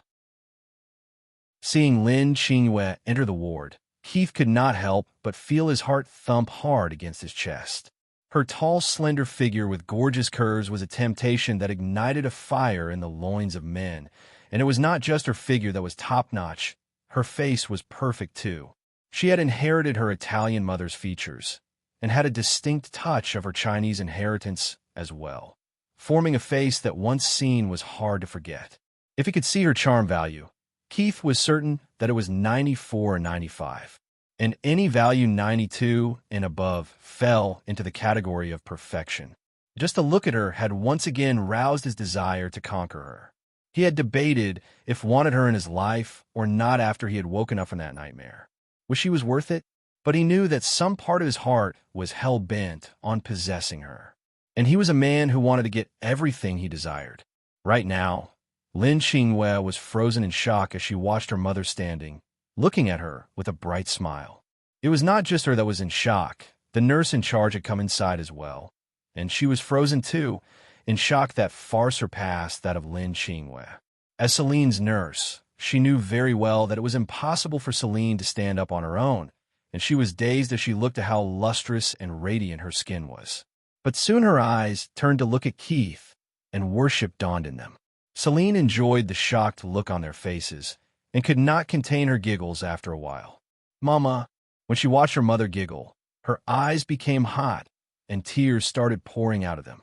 She stepped forward, trembling slightly, and when Celine opened her arms for her, she could not restrain herself and lunged at her, wrapping her arms protectively around her. Mama, you! Seeing her daughter cry in happiness in her arms, Celine started crying too. Mama is fine now, and Mama will stay with you for a long time. She gently spoke to her baby girl, and her words made Qingyue start bawling in happiness. Keith was dumbstruck at seeing the cold and elegant Lin Qingyue in his memories cry like a baby girl. But he soon recovered, remembering that Qingyue had only become stone cold after her mother's demise. And he couldn't help but sigh at the love they displayed for each other. It brightened up his mood too. Even if he had only helped Celine out of his selfishness, he still felt that he had done something good, and it satisfied his vanity. Auntie, I will take my leave now. He softly spoke after the mother and daughter duo finally separated from each other's embrace. No, Aunt Celine resolutely denied his request. Stay with your aunt for some time. I really want to chat with you. Also, you still have not asked me for anything. I already told you that won't do, she sternly said. Keith sighed helplessly and nodded, which made Celine smile brightly. However, Qingyue was flustered now, and she hurriedly turned around to wipe her face off the tears and saliva, hiding her face from him that was completely red in embarrassment. In her happiness and excitement, she had not paid attention to Keith's presence here, and she had shown a side of her to him and the nurse that even her father had never seen. Keith, what are you doing here? She turned around and asked, a little sternly even if she did not intend to. It was a defensive mechanism to cope with her embarrassment. Instead of answering her question, Keith smirked at her, as if telling her that he saw it all, and Qingyue couldn't help but have her face once more burn in embarrassment. At it novel Benedat. You look really beautiful today, Miss Lin. His words flustered her, and she quickly shied her eyes away from him. Now that was something he had never expected, and it made him frown, but he did not show it on his face. From her reaction, it was clear that she was not immune to his charm, but in his memories, he remembered her always behaving like his charm was useless on her. But it wasn't long before he reached a conclusion about it. Even if the two of them had been classmates for years, at this point in time, Keith had not started pursuing her, and he remembered that in the dream, he started giving her subtle hints from the coming Monday. And the reason why he started pursuing her was because of a bet. Yes, Keith had started pursuing Qingyue after he lost a bet with his friends in an event that he was meant to attend this morning. I thought you guys were going to some underground fighting event. What are you doing at the clinic? Sure enough, as soon as Qingyue asked that question, there was a chill in Keith's heart, and he understood everything. Where did you hear about it? He still had a gentle smile on his face and asked. It isn't a secret. Almost half of the class knows about it. She frowned at him and spoke. Well, I did have such a plan, but I decided to not attend the event. As for why I am here, my personal assistant's mother had an operation yesterday, and I came to drop her off here so she could be with her. He answered her truthfully, and sure enough, she did not miss the information. Your personal assistant? Qingyue curiously asked. I registered a new company yesterday, and we will be starting our operations for Monday. There was no reason to hide this information. Seeing the surprise on her face, Keith laughed in his heart. He knew that Qinghua too had plans to apply for autonomous learning and start her company at the end of the ongoing semester. So, of course, his words piqued her interest as they now had something common between them. No one knew what Celine was thinking right now, but as she watched Keith and Qinghua chatting with each other, she had a strange gleam in her eyes. "Madam Lin, how are you?" A voice interrupted their conversation, and Qinghua hurriedly looked at the nurse and then at her mother. "I am fine now." Celine politely nodded to the nurse. "And I would like to have a checkup." She knew that even if she did not ask for it, the doctors at the clinic would later insist on it. "Yes, Madam Lin." The nurse obediently nodded to her and rushed out of the room to call on a doctor. But before she left, she briefly glanced at Keith with eyes full of worship. "Mama, how are you suddenly?" Qinghua felt wrong asking this question, so she did not finish it, but both Celine and Keith knew what she wanted to ask. "It turns out that little Keith is a genius doctor who happens to know how to treat my strange sickness," Celine informed her, and enjoyed the look of disbelief on her daughter's face. The young lady Lin looked at Keith, and when she saw him lightly nod in acceptance, she was left dumbstruck. Part of her really wanted to brush off her mother's words as absurd. Another part of her thought that they were joking with her, and a part of her really believed that it was the case. It did not take long before she was sure that what her mother said was true. After all, what other reason could there be for her current state? But the question remained that how Keith could be a doctor. He was only 18 years old.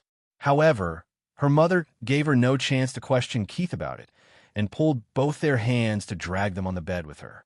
"Little Keith, do you know that Qinghua is planning on starting her own business too?" Celine happily informed him. "Really?" Keith showed a look of surprise and turned to face Qinghua, who nodded to him. "That's great. These years are vital years of our lives, and spending them in the university would hinder our growth.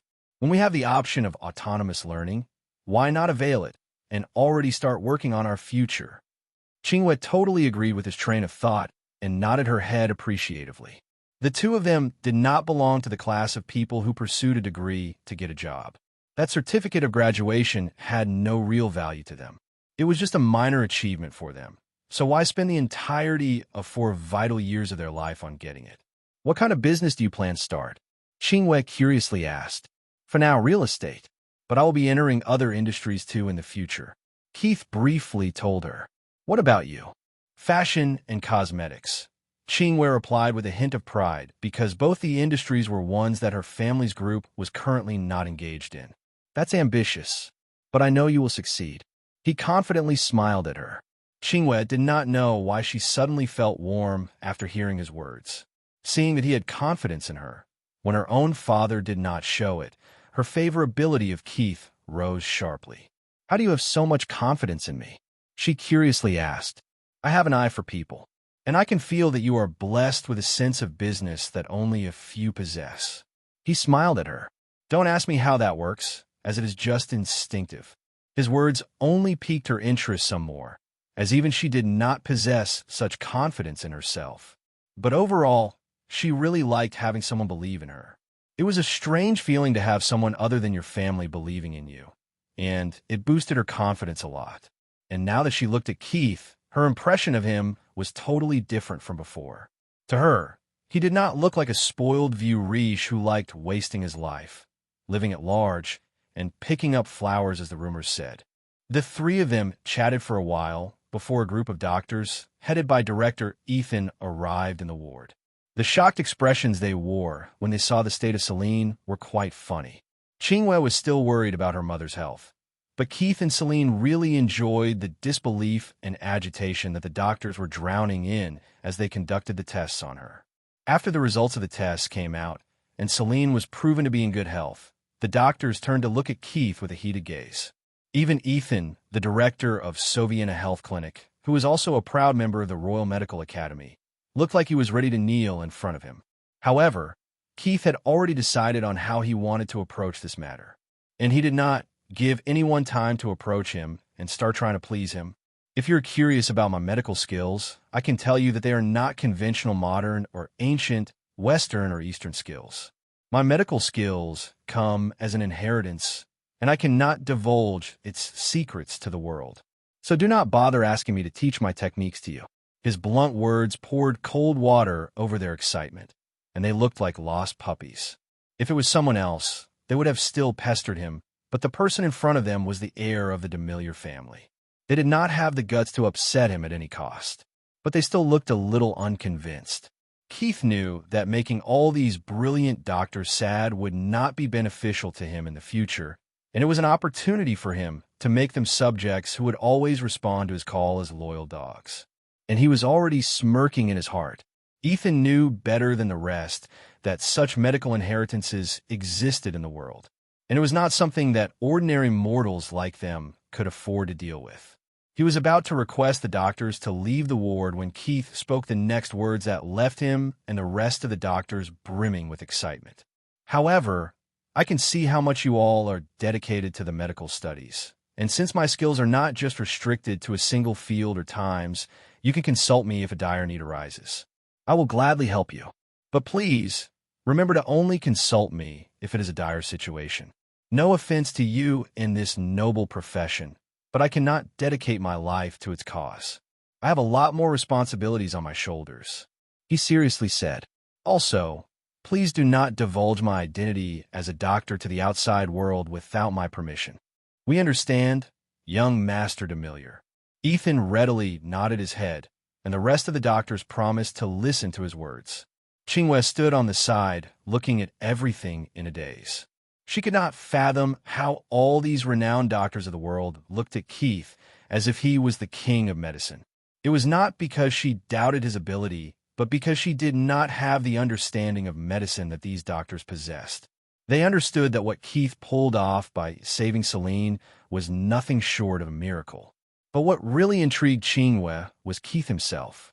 He was the same age as her, had been her classmate for years, and she was aware of his academic ability that was on par with her, if not better. She always regarded him as a future rival, but now she felt a little inferior to him. And when Qingwei realized that she was yet to thank him for saving her mother, she felt ashamed of her neglectfulness, and her heart grew very uncomfortable. "Keith, you don't know what it means to me, and words cannot really express my gratitude, but thank you. Thank you for saving my mother." She stepped forward and sincerely said to him as soon as the doctors, with the exception of Ethan, left the ward. "It's okay, Miss Lin." Keith politely smiled at her and nodded his head. "I'm happy with your thanks, so rest assured," he said, and then proceeded to inform her about the 18-month treatment plan he had come up with. He told her how Celine should spend the duration of it, and asked her to keep a check on the diet of her mother. He also recommended a few light exercises that she could help her mother with. "Heir Demiliore, I would like to invite you to my office for coffee if you have time on your hands," Ethan politely said when Keith was done talking to Qingwei. "I have some work to attend to in the afternoon, so I must take my leave now." Keith politely smiled at him. "I will visit your office on the day Miss Smith is discharged from the clinic." "I will take your word for it, Heir Demiliore." Ethan smiled at him. "And rest assured that Miss Smith will be looked after with responsibility." Keith nodded to him and then turned to look at Celine to say goodbye. At novel Benedat. "Little Keith, aren't you forgetting something?" Celine sternly looked him in the eyes, reminding him that he was yet to make a request to her. Keith sighed helplessly, but it was all a pretense. He already had something in mind that he wanted. "Then I will be impolite, Auntie. There's indeed something that you can help me with." He looked at her and smiled. "What is it?" "I want a robin's nest." Celine looked at him in surprise, but then a bright smile bloomed on her face. "I will send you the deeds and the keys to that villa by this evening. It's yours now."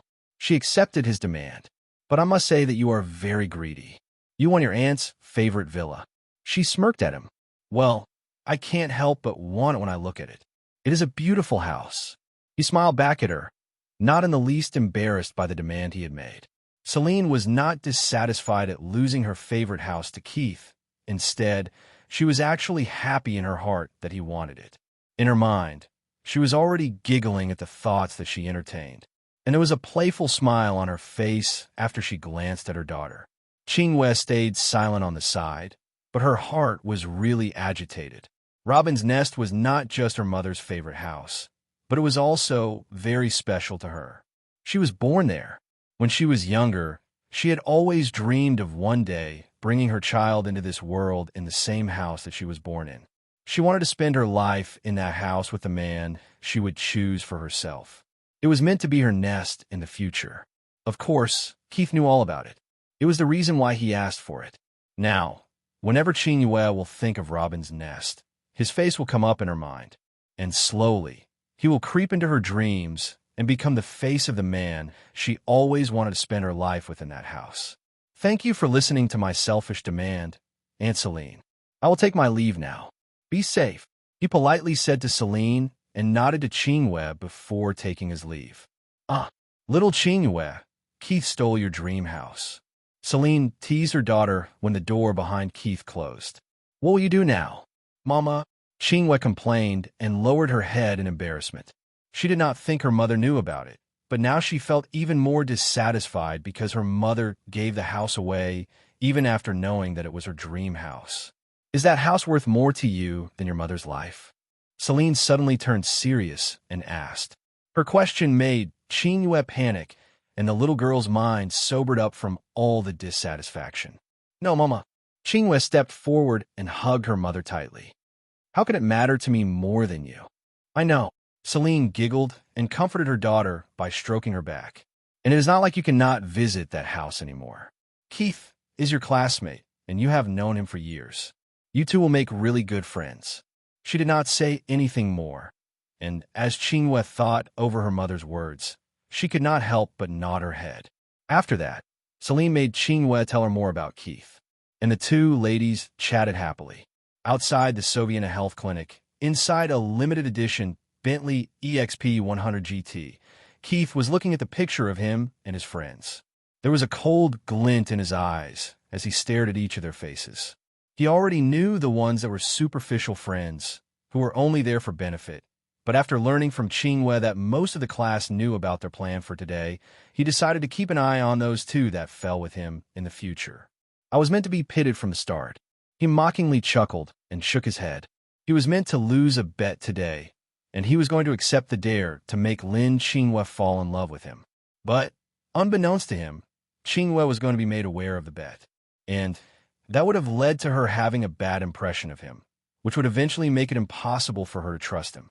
Had he not known the future, he would have not taken a different approach with Nana.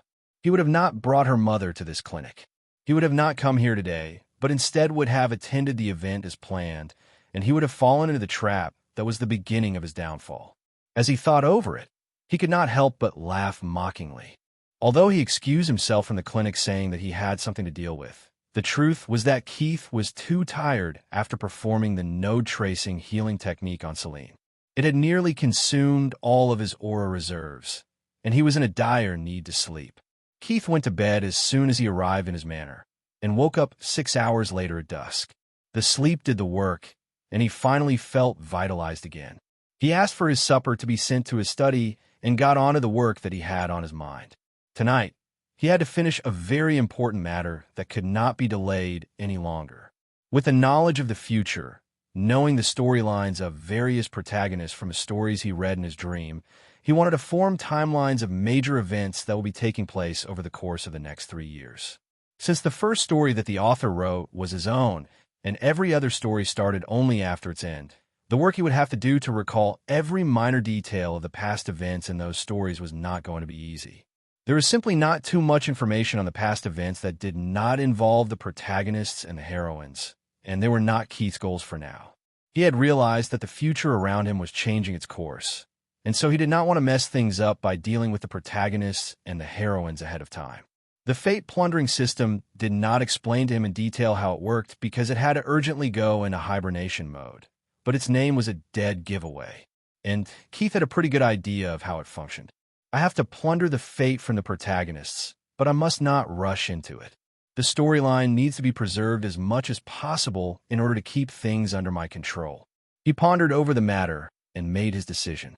His instincts were telling him that he shall not deal with the protagonists ahead of time. Who knows what backlash he might face, and as the favored children of destiny, they were bound to have some sort of heavenly luck. So, there was a high chance of him failing, and it could prove counterproductive. What if because of his actions the protagonist ended up becoming stronger ahead of time? It was a risk that he simply could not take. Also, it would be more fun if I let those protagonists grow and then deprive them of everything that should have been theirs from right under their noses. He smirked and got to work. Even if he could not deal with the protagonists, the heroines, and to an extension with the important supporting characters, it did not mean that he could not change the stories of the miscellaneous characters and avail from the miscellaneous events that had little to no impact on the lives of the protagonists before the start of their stories. Keith worked till dawn, and by the time he finished, he had formed 2 different timelines. One was about miscellaneous events that were going to take place over the course of the next 3 years, which would prove immensely profitable for his business, and the other was a timeline of some characters that he had picked after much thought. He knew that the enemies he would be facing in the future were not going to be alone. Some of those protagonists were going to have very powerful subordinates and organizations under their commands. And so, he decided to find himself a group of powerful subordinates as well. The ones he picked were either minor characters in the stories or were only mentioned at some point in time. Of course, the list was not long and only contained a few people after he had carefully picked which ones he wanted, but each and every one of them possessed immense potential. And he was going to approach his first target the next weekend. Young Master, Caesar is asking for permission to enter. He has some news for you. Ying informed him. The girl had been standing at the door the entire night he had been working, protecting him silently as a shadow. When he raised his head and looked at her expressionless face and clear eyes, he could not help but gently smile at her. Even if it was just a dream, he was quite angry with himself that he had not appreciated her more. He was the sole reason for her existence, and he had never paid much attention to her. Let him enter. He nodded to her and then started wrapping things up. He saved the timeline of business opportunities on his laptop, but got rid of the timeline of his potential subordinates after making sure that he had memorized all the details. Young Master. Caesar politely bowed to him, and after Keith nodded, he took his seat on the table. I have contacted Damien Angelini and informed him about Chiara and what you plan to do. He is rushing over from Orchid City with his wife and son, and will arrive at Samran International Airport at 10 a.m. That's good. Keith nodded to him. He was not surprised by the anxiousness of Damien. He knew what he would do as soon as he learned about Chiara. Your appointment with Chairman Angelini is set at 3 p.m. in the afternoon, Caesar informed him. You are allowed to only bring 2 bodyguards with you. There was a little worry in his voice as he said that. Don't worry about it, Uncle Caesar. I will be fine. He smiled at him. I will take Victor and Ying with me. As you wish, young master. I will inform Victor. He accepted his master's decision. Damien wants to meet you and Chiara before you head to the Angelini estate. Is that so? He smirked. Tell him that I will meet him, but he will only get to meet Chiara after my meeting with his grandfather. Caesar nodded in compliance, was about to ask for leave when Keith spoke again. I'll be going to Bastille City on Thursday. Ying and Victor will go with me. Make the arrangements for a 4-day stay, and it should be somewhere in the Eastern District within a 15-minute drive from the Bell Harbor.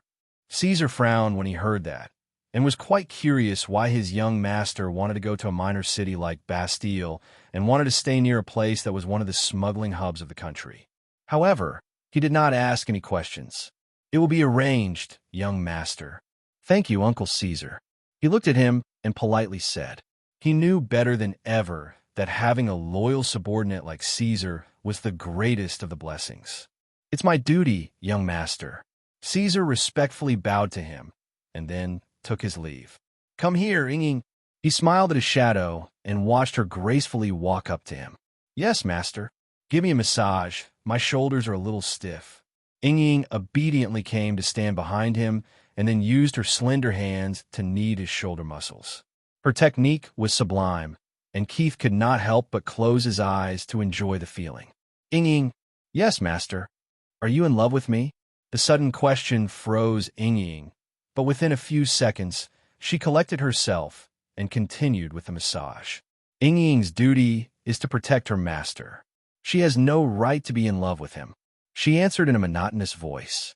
Keith raised his hand, and Inging stopped messaging his shoulders. Is that so?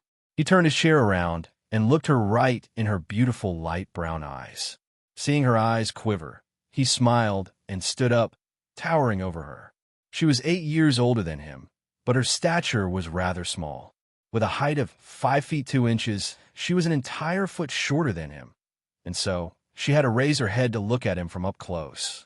Keith gently caressed her fair cheek and stroked her cheekbone with his thumb. She was well-trained and hid her emotions to the best of her ability, but as soon as leaned in and sipped a kiss from her soft and thin pink lips, she trembled slightly. He evilly smiled at finally getting a reaction out of her and separated from her after taking another sip of her lips. You have my permission to be in love with me, he assertively said and turned around to walk out of the study, leaving her frozen in her place with his words echoing in her mind.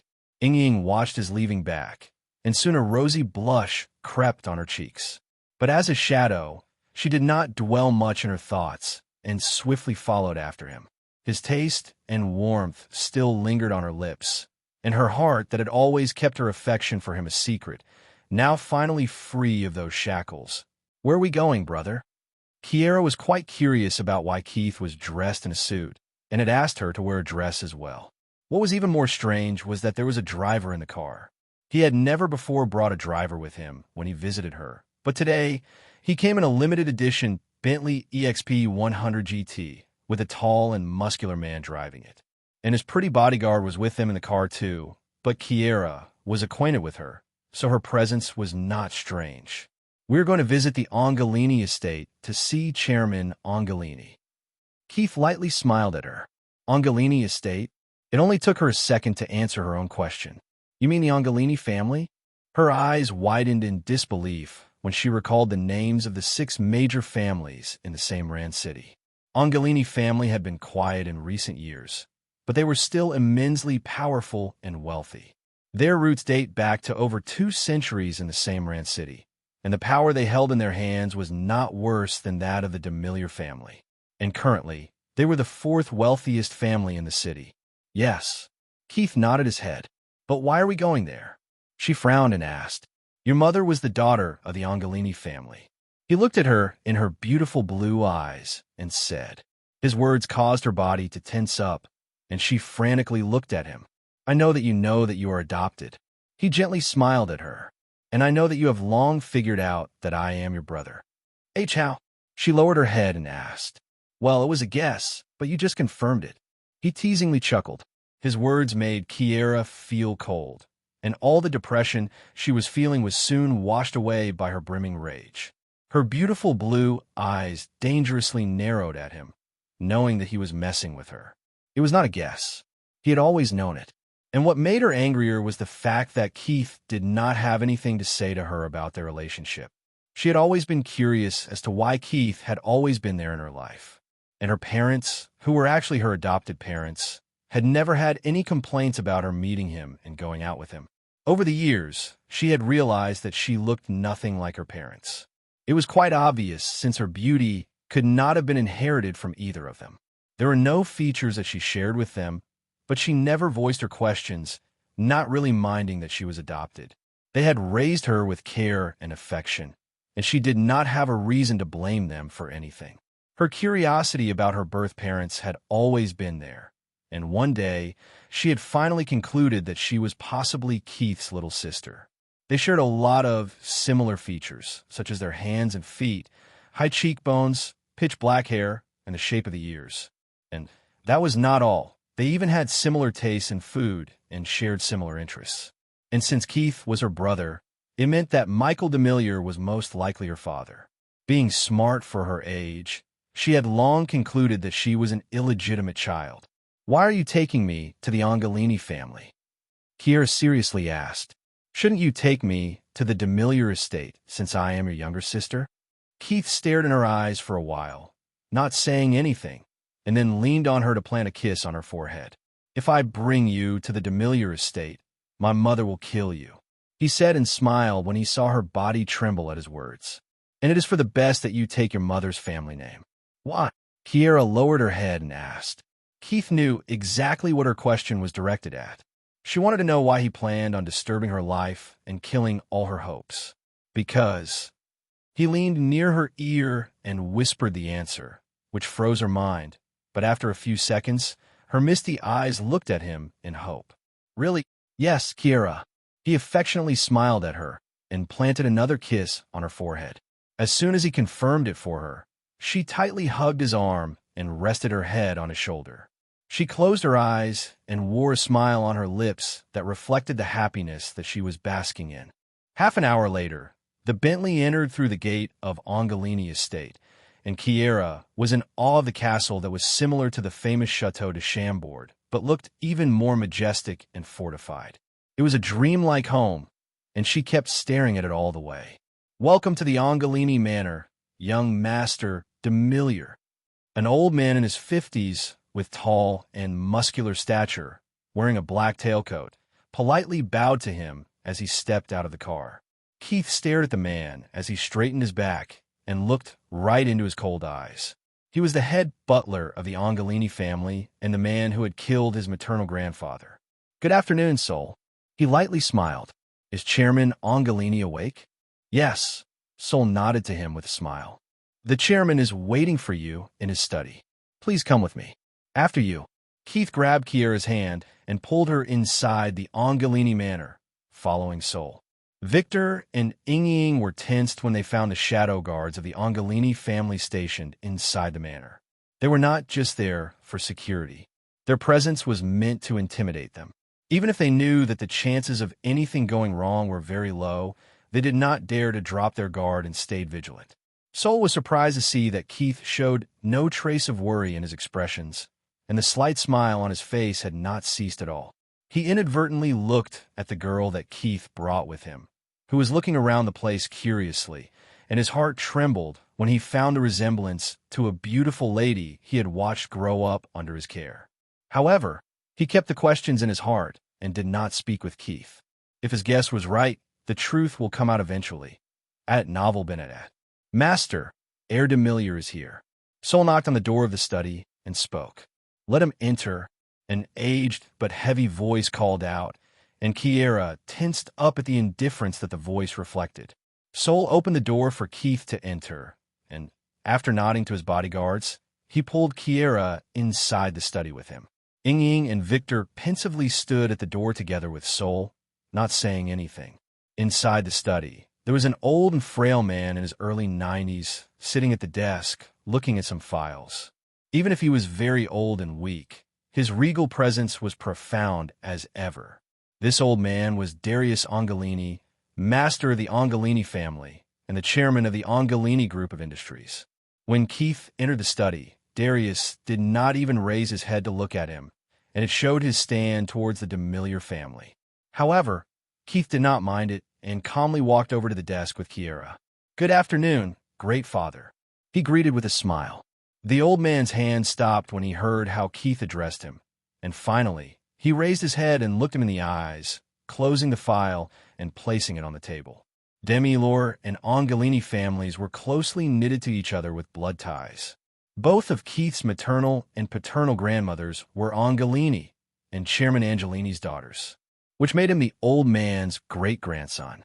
It was the first time that the two of them were meeting each other, and they kept sizing each other up for a while. Darius' eyes finally smiled a little after he was impressed with Keith's demeanor and nodded to him, gesturing him to take the seat. Sit, Kiera, Keith called out to the girl by his side when he found her looking intently at the old man. His words brought the attention of the old man to the little girl, and just a look at her in her blue eyes was enough for him to understand her identity. And then his aged gray eyes, which had once been blue, looked severely at Keith for an explanation. I hope you have an explanation, heir Demiliore. The old man gravely said. She's the main reason why I have come here today, great father. Keith did not beat around the bush, sharing any pleasantries, and got straight to the point. Speak. Darius gave him permission to state his purpose for coming here. The return of Angelini and Demiliore alliance through marriage. Keith looked Darius in the eyes and said, Kiera Angelini, daughter of Damien Angelini, will wed Keith Argus Demiliore, son of Michael and Vanessa Demiliore, and become the future lady of the Demiliore family. Darius frowned at his words and sank back in his chair, looking at Keith intently. She's not Damien's daughter. When the old man finally spoke after a few minutes, a smile crept on Keith's lips. He did not show it, but he had been quite tense, and now the tension was relieved because Darius did not seem to reject his intentions. She is Uncle Damien's daughter, he meaningfully said, and turned silent. Does your mother know that you have come here today? Darius spoke again after a while, and the frown on his face disappeared.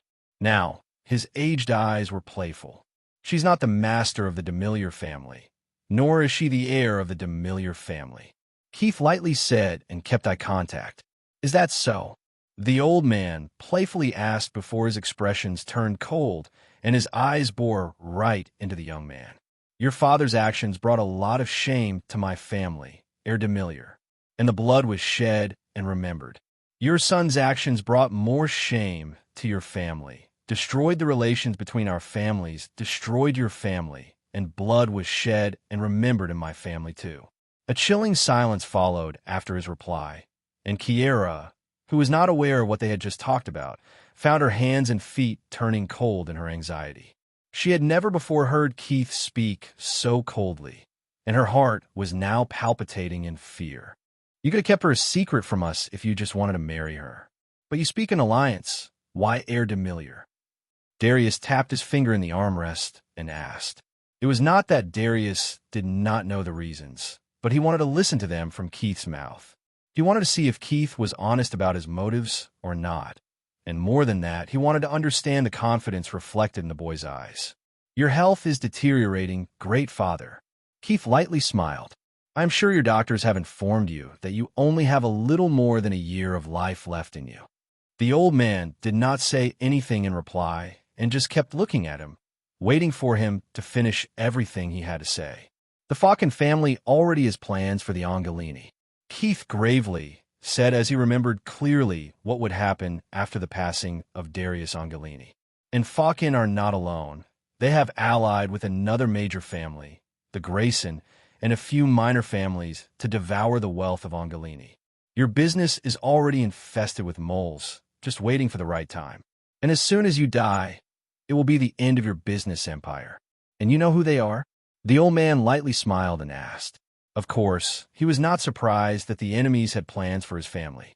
The enemies have always been there, an Angolini family, in their 267 years of history since their arrival in Samran City, have always stood tall.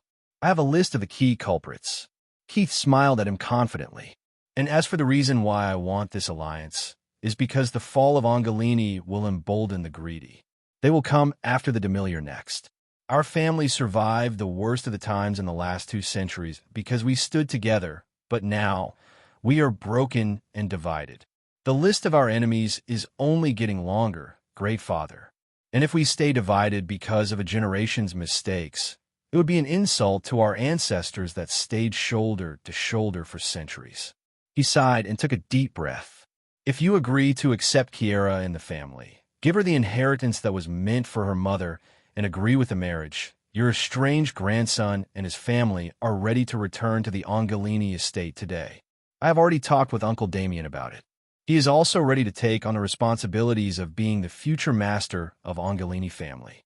He knew that the greatest worry of the old man was his estranged grandson, who left the family after what happened with his sister and did not even show up at the funeral of his parents.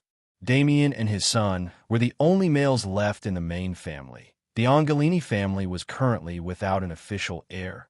Darius was not willing to hand the power to a branch family, which would only result in the dissatisfaction of the rest of the branch families, leading to an implosion of the Angolini Empire.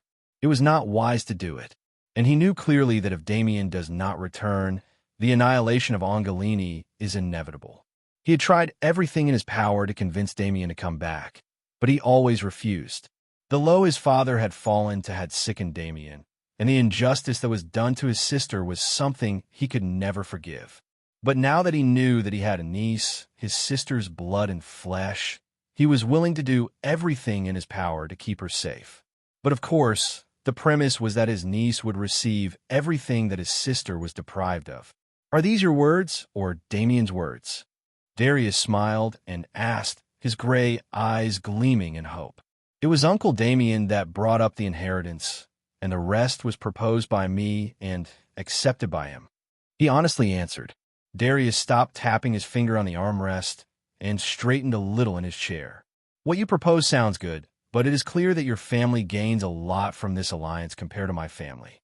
After my death, the Angelini business would take a hit, and by the time my great-grandson is old enough to take the reins of the business, the Angelini would have most likely become a branch to your family. He narrowed his eyes at Keith, as if trying to search his soul. That's still the best option on the table for you, Keith smirked. But rest assured, great father, I won't allow my mother to devour the Angelini family or your business. The hit the Angelini business will take is inevitable, but the severity can be lessened a lot through the alliance. Yes, Uncle Damien cannot take control of the business because of his military responsibilities, but his wife, Danielle, is a successful businesswoman. She can take care of the Angelini business with the help of Sol and the other loyal subjects of your family. She may not be as fierce as my mother, but she is a talented businesswoman. Darius contemplated over his words and sighed. He knew that Keith was right.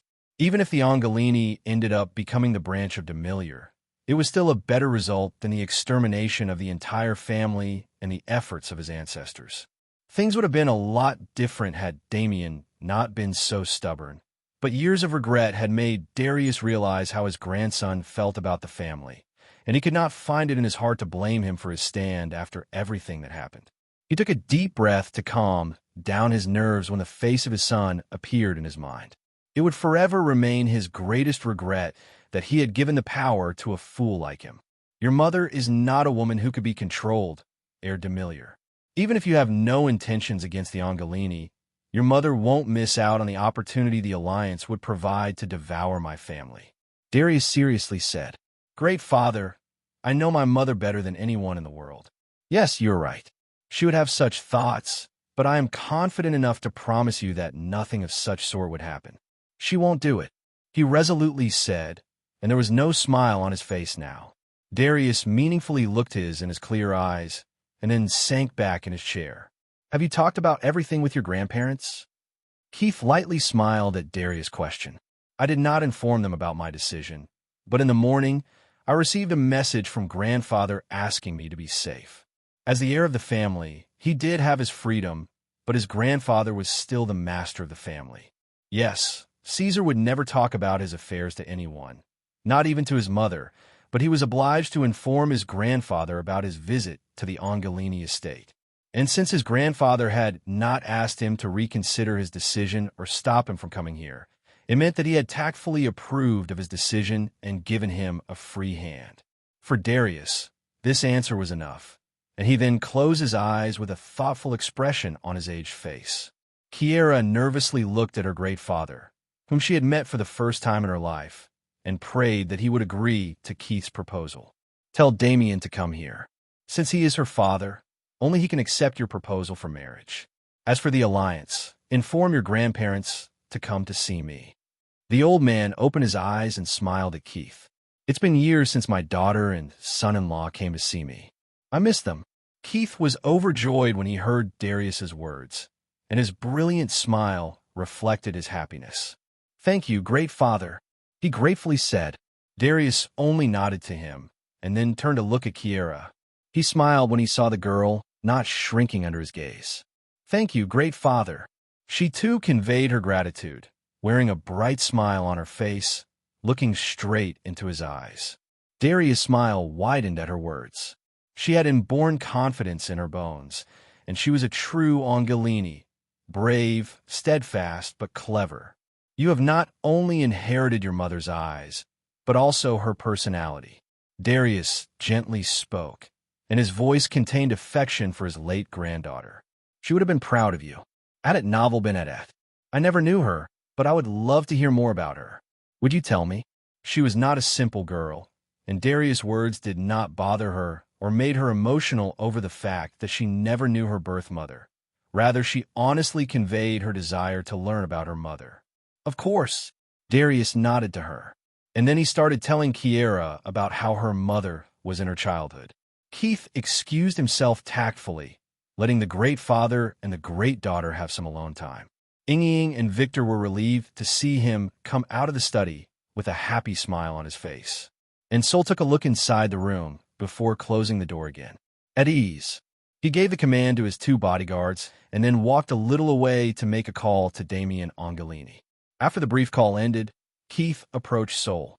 Uncle Damien and his family are waiting in the House 97, Boulevard Street, Greentown community. Arrange for a team to secretly bring them here.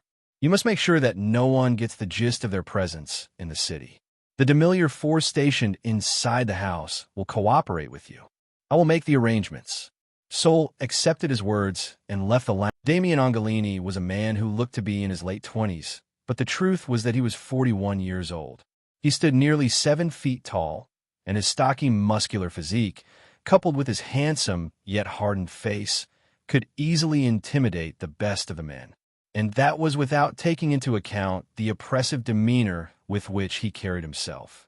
However, right now, he was wearing a very gentle smile with tears in his eyes as he looked at the young girl standing in front of him.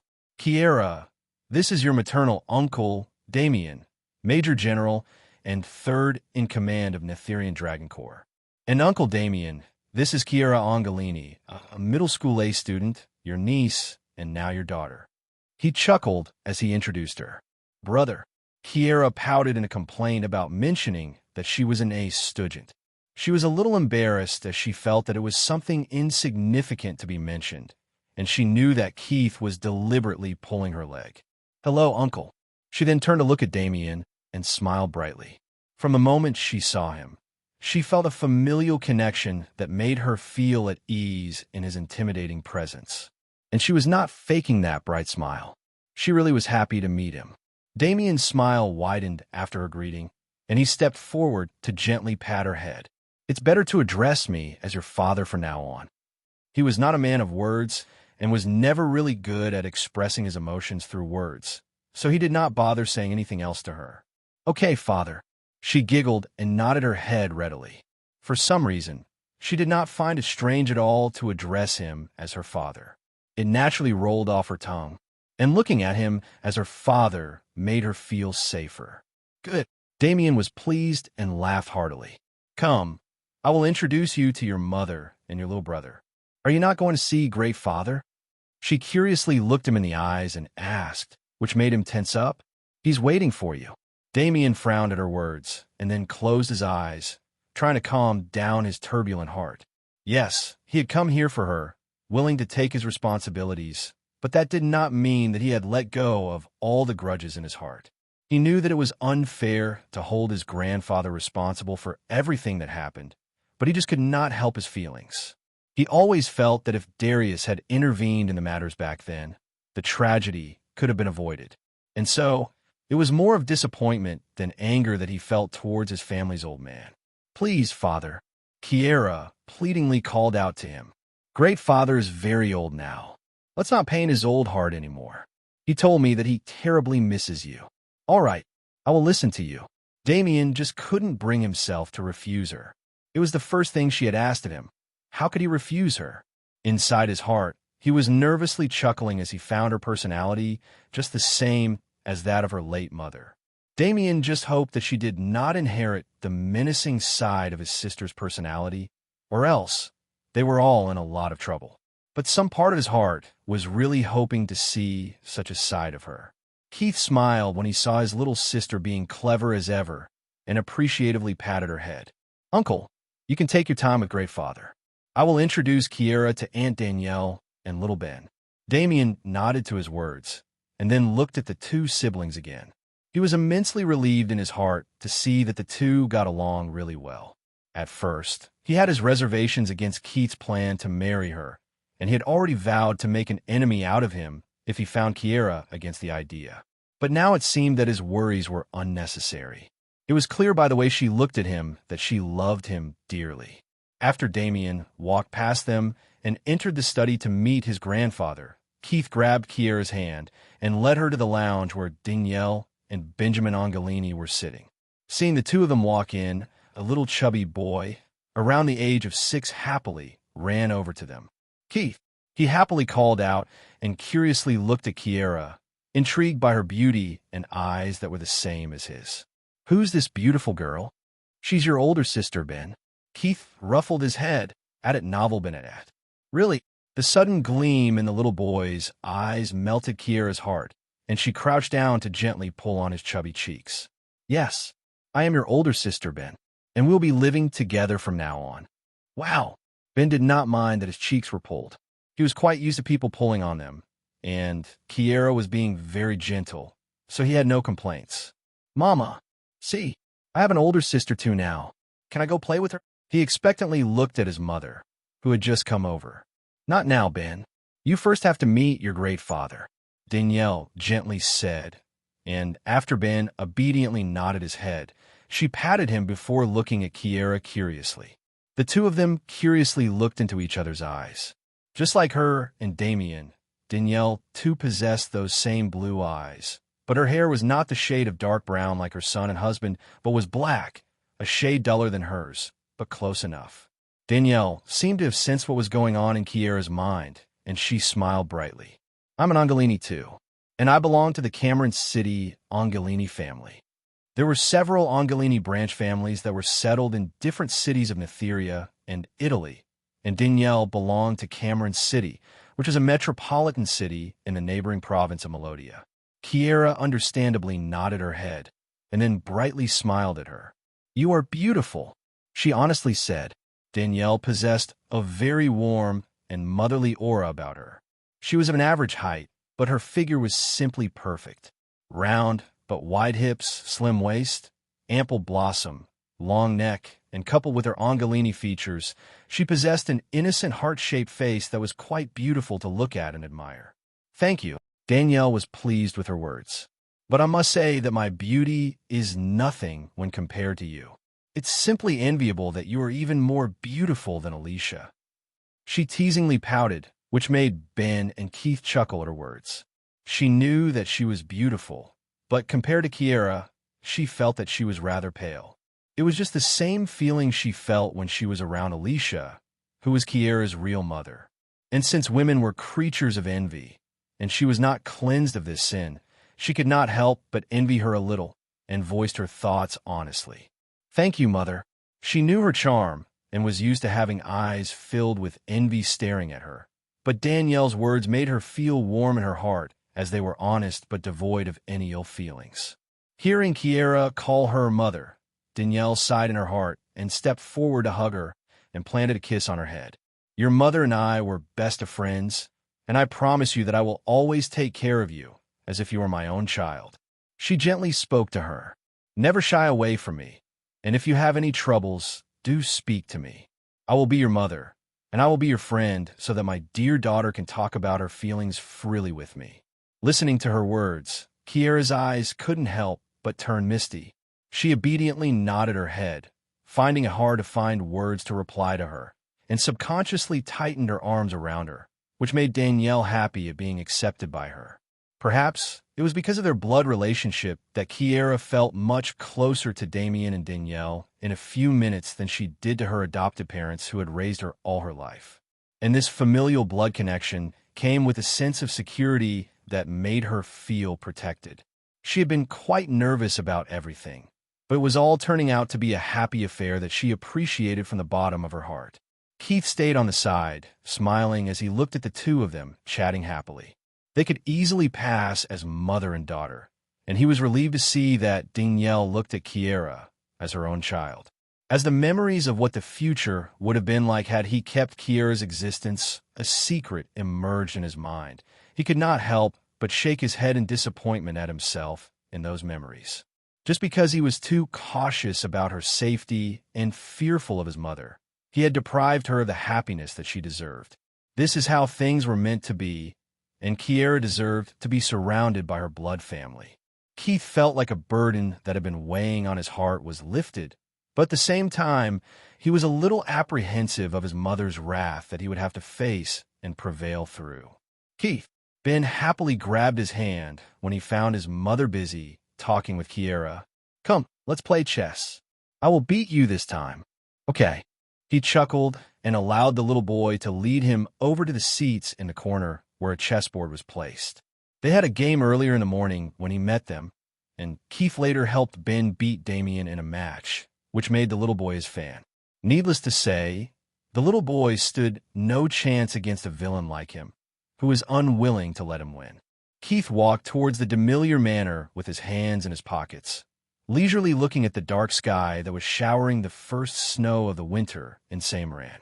Ying and Victor were quite surprised to see him totally comfortable in the cold weather.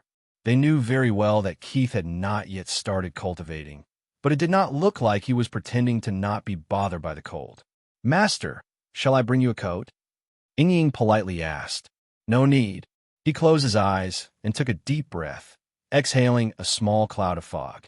"You should have told me earlier that cold feels so pleasant once you have broken past the body refinement stage, and I wouldn't have wasted so many years not cultivating." "Master," Victor's eyes widened in astonishment. "You are." He smiled at their reaction and drew his hand to Ying. Understanding what he was asking her to do, she took a step forward and grabbed it, scanning his body. "Peak of Foundation, profound realm." The disbelief in her voice reflected the chaos her mind was in. The shock proved too much for the cold Ying, who had trained for years to control her emotions. "Peak of Foundation, profound realm." Victor looked at Keith in amazement. He knew that Ying would never joke about it. "Master, when did you start cultivating?" "On Friday morning." Keith smirked at him and replied, "Are you serious?" "Yes." He seriously nodded his head. "W what?" Victor was a simple-minded man and believed his master's words without doubting them. How is that possible? But the question still remained. Ying was much calmer than Victor, but her mind was in chaos too. She remembered checking Keith's body on Friday morning when he had abruptly woken up from a nightmare. He had not started cultivating at that time.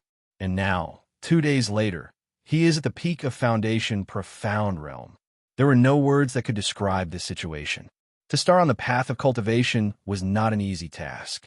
The first realm of the 5 mortal realms was the Foundation profound realm, and it was the trickiest of all 5.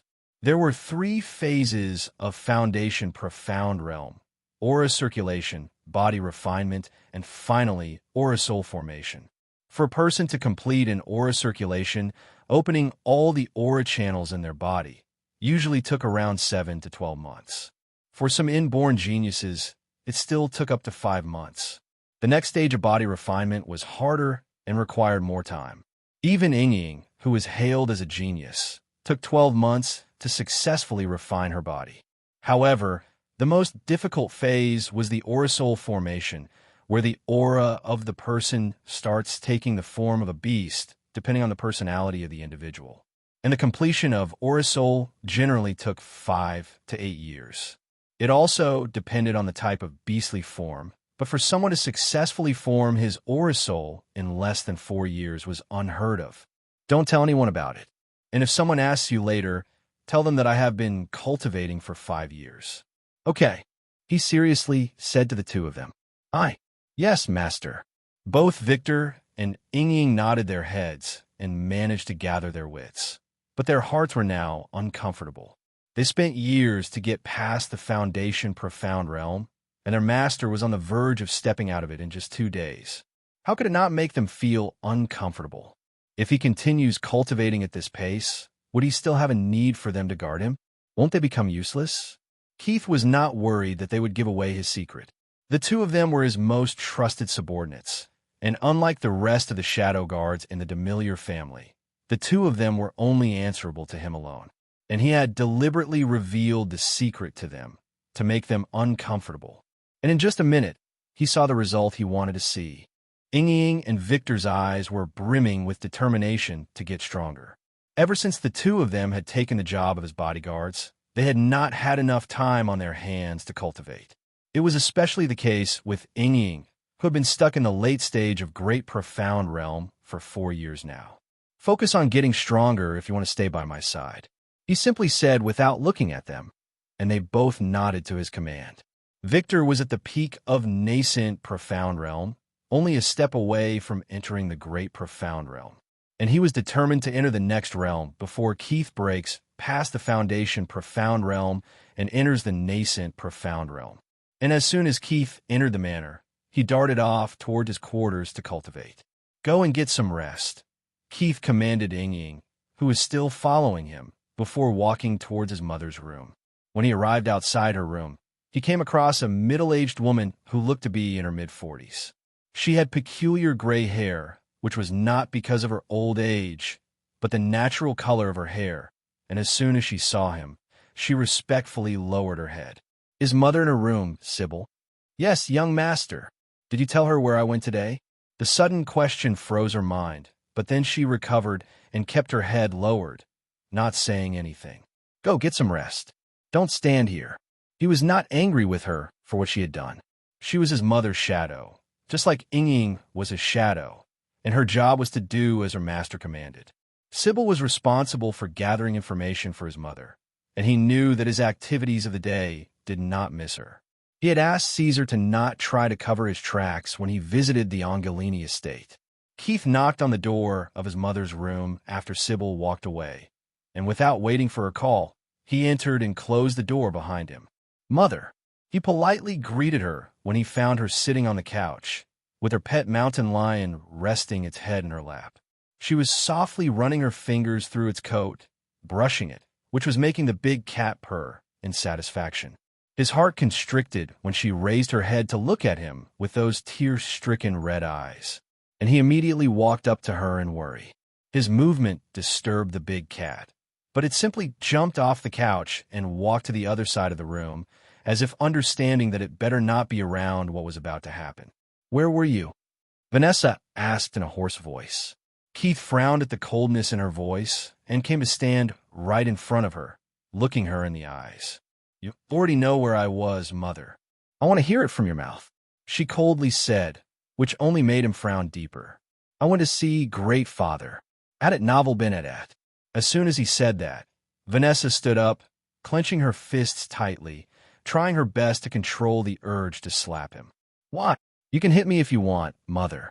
He lightly smiled at her and said, not answering her question, and he got what he asked for. A loud smack sounded out in the room after Vanessa's palm connected his left cheek. Had it been anyone else, Keith would have sentenced that person to death in his heart.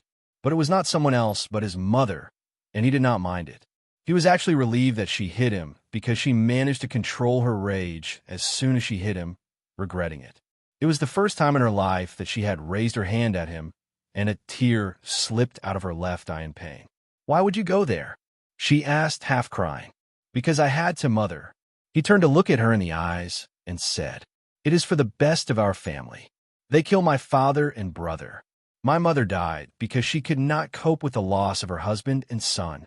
They were your grandparents and uncle." She hysterically shouted at him, "How could you do this to me?" She rested her forehead on his chest and smacked it with her fist again and again, repeating the question. But Keith stayed silent. Great father lost his daughter and son-in-law, and he lost his son and daughter-in-law. He lost his grandchildren, and now only you and Uncle Damien remain. Tell me, mother, is his loss any less than ours? He questioned her once she calmed down. It was his son who took the first step. She pushed him away and glared at him. It was them that started it all, and now they are on the verge of destruction. Then let them be destroyed, she dangerously said. It should not be your concern. Keith lightly smiled at her when he heard her words. They are family, mother. He is your grandfather, and Uncle Damien is your cousin. He lightly said, "Are you really asking us to turn our backs on them when the enemies are ready to devour them?" His words only angered Vanessa more. Who is she? And she finally got to the point that worried her the most. Who is who, mother? He playfully asked. The girl you took with yourself to the Angelini estate. Keith turned silent after he heard her words, and kept looking her in the eyes. Did grandfather call you? He guessed and asked. And Keith knew that his grandfather would not reveal the identity of Kiera to his mother. He would never want to interfere in this matter. Her name is Kiera. She is my fiancée and the future lady of the Demiliore family. He looked into her deep brown eyes and answered her question. I asked you, who is she? Vanessa narrowed her eyes dangerously at him, which made Keith frown. She is Alicia Angelini's daughter, my half-sister. He did not hide the truth from her, because he knew that she would figure out eventually. The resemblance Kiera shared with Alicia was not weak. Even if others don't see through it, Vanessa would not miss it. As soon as Vanessa heard his words, her mind felt light and dizzy, making her stagger. "Mother!" Keith immediately rushed forward and locked her in his embrace, supporting her. His heart trembled when he heard her start sobbing and picked her up in his arms before sitting on the couch. He did not dare to let go of her and tightened his embrace, slowly stroking her back. If there was one person Vanessa hated the most in her life, it was Alicia, and the hatred had not gone away even after the latter's death. The relationship Vanessa shared with her was very complicated. When young, the two girls were like sisters, inseparable. But once they grew up, they drifted away because they desired the same thing. And it was Keith's father, Michael. They both wanted to become his first wife, future lady of the Demiliore family. And since only one of them could have that position, they started looking at each other as enemies. As fate would have it, Vanessa ended up becoming the lady of the Demiliore family after the Angelini family broke the marriage pact between Michael and Alicia. She won, but that was not the end of it all. Tragedy struck, and the man she loved the most ended up broken as well. Michael loved Alicia, and even after it looked like they were not meant to be, he still did not give up on her even if it meant war. But things were not that simple. When Michael realized that he could not bring Alicia into the family as his second wife, after all the blood that had been shed, he made the gravest mistake of his life. He decided to hand over the position of the master of the family back to his father and gave all the business responsibilities to his wife so that he could quietly go away with Alicia, leaving their families behind. "I will kill her, Keith," Vanessa faintly spoke after she regained some composure, and it made Keith tremble under the cold chill that spread in his heart. "I will kill her just like I killed her wretched mother." Keith closed his eyes in pain when he heard her words and tightened his arms around her. He remained silent for a while, and after Vanessa finally stopped sobbing, he planted a kiss on her head. "You won't harm her, mother," he lightly said to her. His words made her dangerously smile, as she raised her head to look him right in his eyes. "Is it a dare or a threat?" she coldly asked. "A threat, mother," Keith replied with an equally dangerous glint in his eyes. His answer made her heart go cold, and the smile on her face stiffened. "You are just like your weak father. I am not like him." He shook his head and cut her off. "I won't leave you alone. Never." He leaned in and planted a kiss on her forehead. Keith still remembered vividly the day his father died. He was with him in the car when his father received that call, informing him that Alicia had been killed. He still remembered the tears that had immediately poured out of his eyes. He remembered the mournful cry that escaped his mouth after the call ended. And he still remembered the crash that followed. His father had lost himself to his grief and lost control of the car, which ended up with a head-on collision with a truck. But at the last moment, he did regain some clarity and shielded his son with his body. "Protect your little sister from me, Keith. I know I'm a useless father, but promise me this selfish request. Protect her from your mother." The words of his father before he took his last breath were still fresh in his mind. "I hate him too, mother." He lightly smiled at her. His words were honest. The injuries Michael had suffered in the crash were fatal, but a cultivator like him could have survived through it all if he had the will to. But Michael wanted to die and join Alicia in the hereafter. His guilt would not let him live. And I hated Aunt Alicia too for a while, but I could never bring myself to hate Kiera. He wiped his mother's tears with the back of his fingers and stared right into her eyes. "I love her," he told her, and her body trembled at his words. "But I would never leave you for her," he promised her and gently smiled. "And I would never leave her for you." Rage, anguish, betrayal, helplessness, and pain washed over Vanessa when she heard his words. "She stole my husband, and her daughter steals my son from me." She mockingly laughed. "Mother!" He raised his voice at her and coldly looked her in the eyes, jolting her away from her madness. "Why? Did I say anything wrong?" She sweetly smiled at him, but her pain was clearly reflecting on her face. "Yes, you are wrong. His eyes softened when he saw her in pain. No one, not even Kiera, can replace you in my heart. How can anyone replace you? You are my mother. He planted a kiss on her forehead. I love you. Vanessa half smiled at his words and then pushed him away, freeing herself from his arms and standing up on her feet. You're a good liar, Keith, but your mother can see through you, she coldly said. Get out of my room. Keith frowned at her words and stood up, facing her. She shied her eyes away from him, but he did not miss on the glint of madness in them, and his heart turned cold. You must not harm her, mother, he threateningly said, and heard her madly laugh at his words. I will kill her, my dear son. She smirked at him. You lied to me for her, and you say you love me, but only because you want to protect her. Doesn't that mean that you only love her, little Keith? She stepped forward and gently caressed his cheek. Mother promises you, if you kill yourself after losing her, your mother will kill herself too. Because I do love you. Keith lowered his head when he heard her words, and his body trembled in rage. Seeing his reaction, Vanessa smiled brightly. What's wrong, my dear child? She sweetly asked. Do you now want to kill your mother to protect the girl you love? You think you know me, mother? You don't, he coldly said and stepped forward, capturing her lips. His brazen hands clawed her dress and started ripping it apart before she could even understand what was happening. Vanessa's mind went blank the moment Keith's lips were planted on her.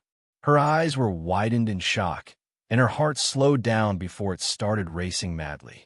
Keith, what are you doing? She asked in disbelief when she was thrown onto her bed and saw her son taking off his clothes. Why, mother? Are you scared? There was madness reflecting in his eyes that made her heart palpitate in fear. But at the same time, the deepest and darkest desire in her heart started spilling out. He gave her no time to react and climbed on top of her, right between her legs, pressing her under his weight. She writhed in the struggle a little, but the heat emanating from his body against her naked skin was too comforting for her to really resist it. I did not lie to you. He evilly chuckled as he slid her panties away and then pressed the glands against her burning lower lips. He leaned down and captured her soft, warm lips again before separating from her and locking eyes with her. He gently pressed his weight forward, and his members slid inside of her warm cave. The moment he broke inside her body, her breath got stuck in her throat, and a tear slipped out of his right eye.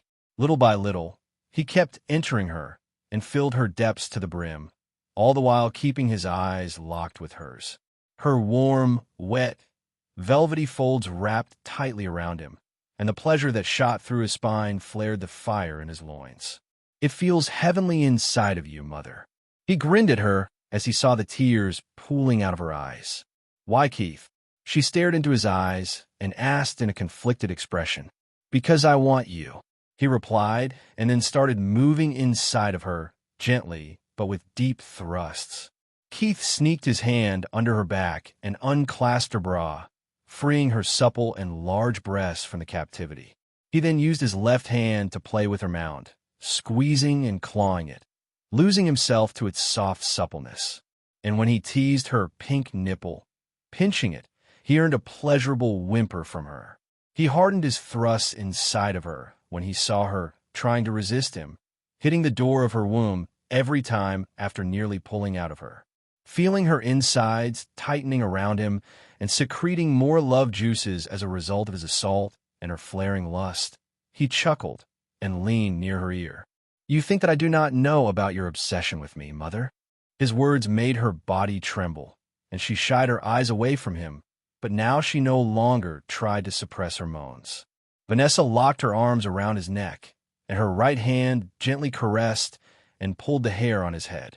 Closing the distance between them, she started planting wet kisses on his neck as she nuzzled her face into it, inhaling his scent that made her warmer. Faster, she whispered near his ear as the itch inside her lower body got stronger. Yes, mother, he playfully said and increased his pace. As if provoked by his words, she wrapped her toned long legs around him and pulled him harder onto her. It had been years since she last had sex, but that did not mean that she was an inexperienced lady who would turn mushy under his assault. Her walls started squeezing him harder, and soon Keith started grunting as he tried to not lose to the pleasure. His hands dug into the soft mattress, nearly tearing it as he resisted the urge to come inside of her. At Novel Benedat. Give up, baby, Vanessa smirked when she saw her son trying to resist the pleasure she was giving him. Your mother wants you to paint her insides with your essence. Claim me, she devilishly whispered. Keith nearly lost himself there, but he survived. Letting go of the mattress, he used his hand to play with her breast and used his lips to nibble onto her neck while tracing her jugular vein with his tongue. Ah! A blissful moan escaped Vanessa's lips, and she found herself on the losing end. He was much bigger than his father, and his technique was not bad at all. Every thirst made her experience inexplicable pleasure, and soon she was driven by her lust, with her head getting lighter and lighter. You're mine, mother, forever and ever.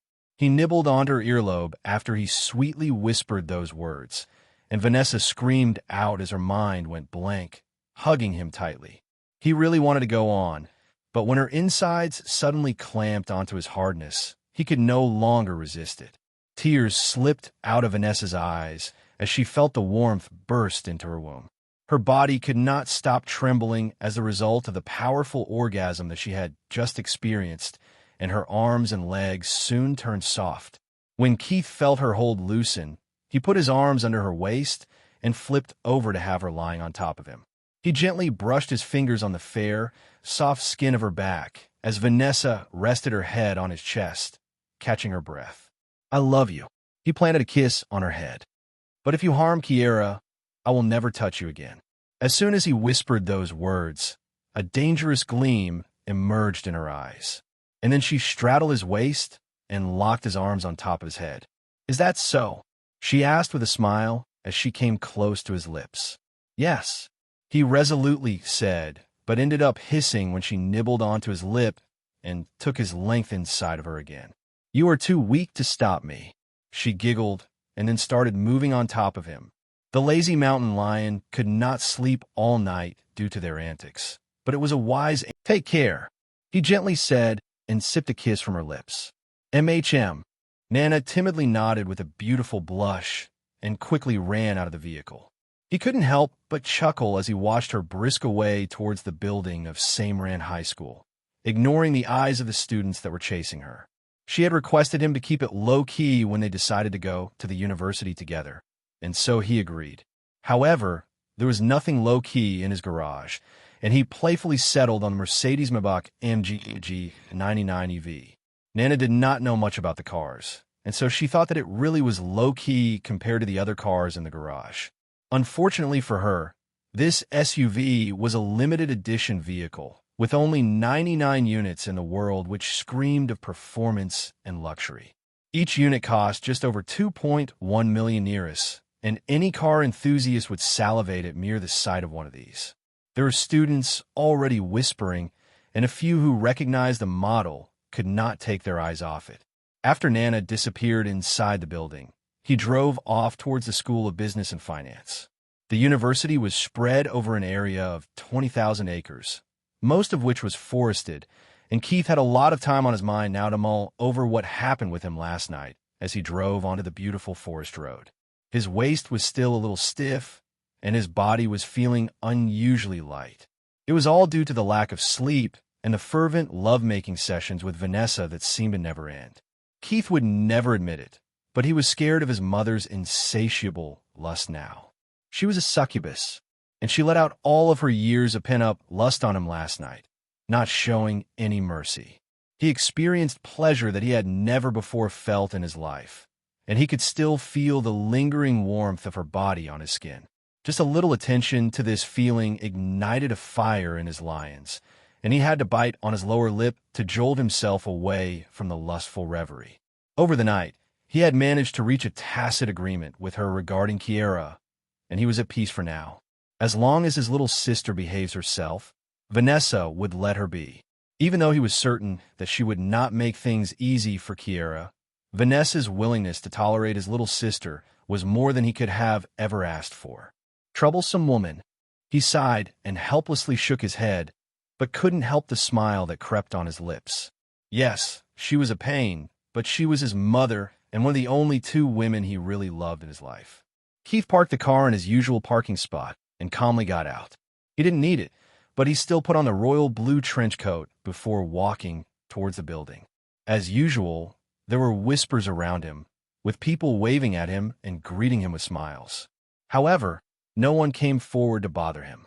It was 9:45 a.m., and there were still 45 minutes left in the start of the day's first lecture. So Keith decided to finish the official procedure of his application for autonomous learning. Aunt May had already submitted the application on his behalf on the Friday morning. So all he had to do now was visit the dean's office to collect the official form signed by the dean, recheck the details, sign it, and submit it to the program coordinator's office. My apologies, Mr. Demiliore. Dean Marcus is attending a meeting right now. A middle-aged, well-kept secretary greeted him and then handed him his signed autonomous learning form. He asked me to give this to you in case you come here early in the morning. Thank you. Keith nodded to her and then walked off towards the program coordinator's office. He checked the details one last time before signing it, and then entered the office after knocking once. An old man in his late 50s, wearing horn-rimmed glasses, lifted his eyes from the computer and looked at him. Mr. Demiliore. After realizing who had entered the office, his demeanor swiftly changed, and he respectfully stood up to greet him. Coordinator Wells. He nodded to the old man and then looked at the beautiful lady that was sitting in the office, holding a file. Miss Grayson. He politely smiled at the golden blonde girl. Heir Demiliore. She looked at him in surprise, but masked it well and replied politely before getting back to filling a form. Keith did not know why the young lady of the Grayson family was in the office, and he did not really care about it. How may I help you, Mr. Demiliore? Wells smiled and asked. I am here to submit this form.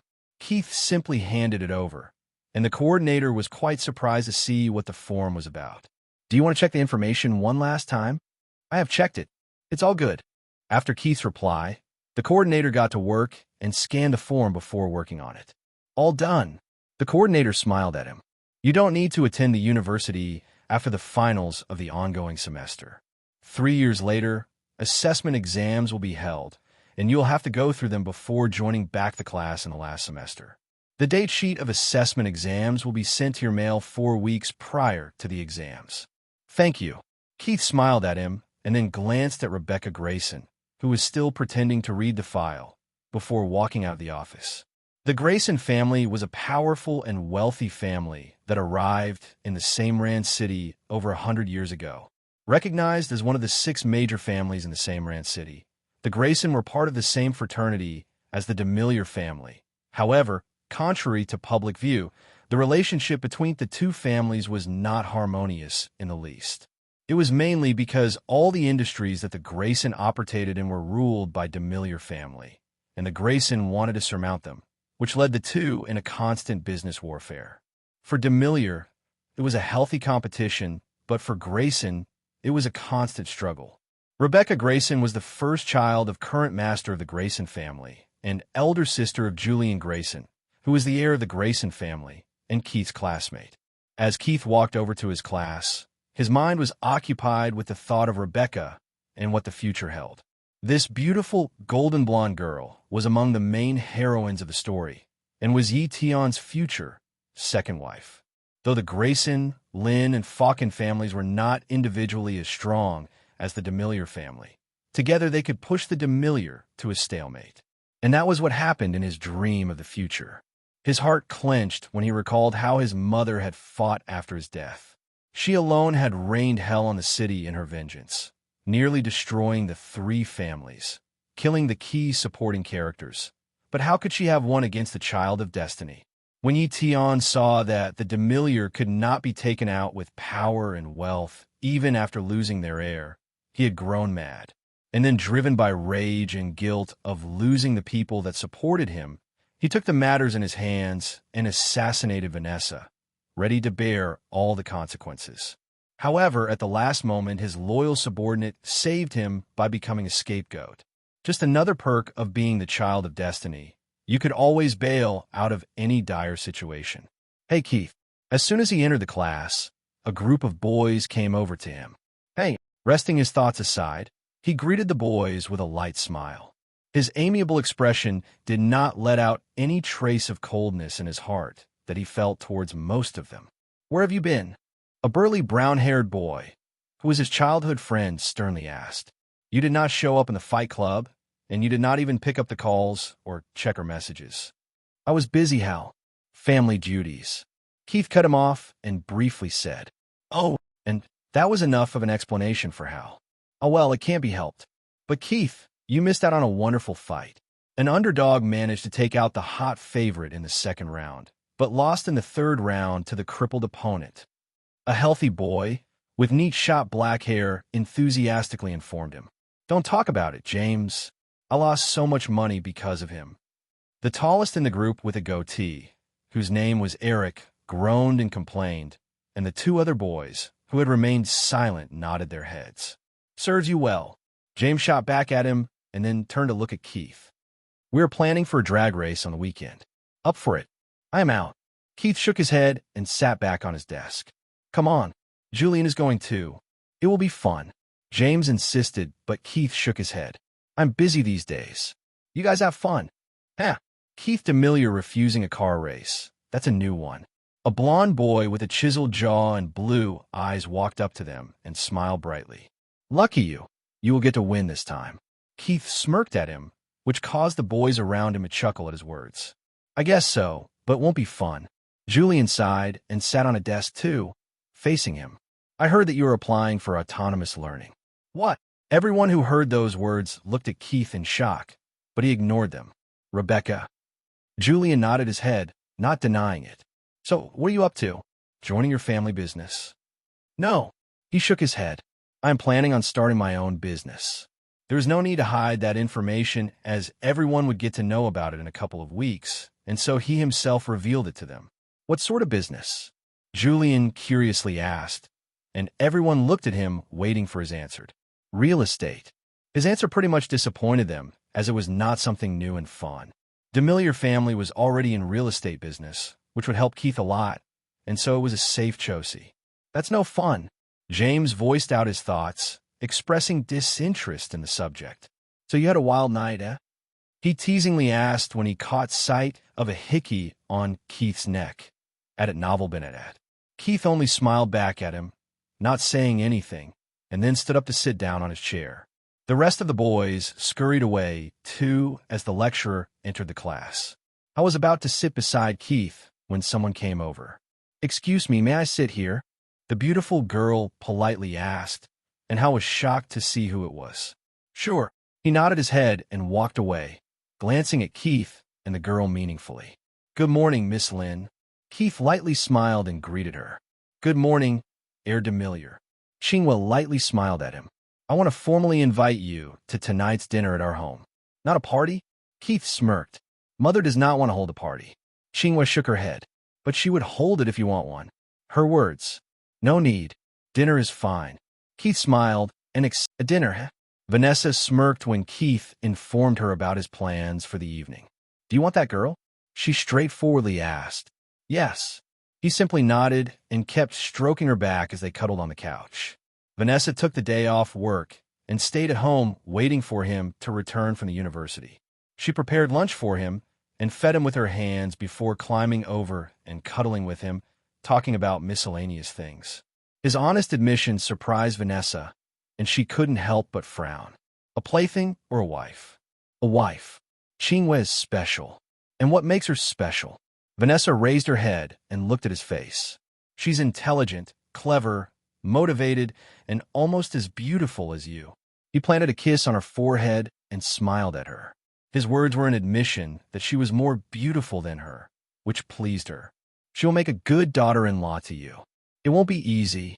Her father won't cave in and allow his eldest child to become a second wife to you. If it was the position of the lady of Demiliore family, I don't need his permission. A cold glint flashed in his eyes. What I want belongs to me, and if he stands in the way, he will be eliminated.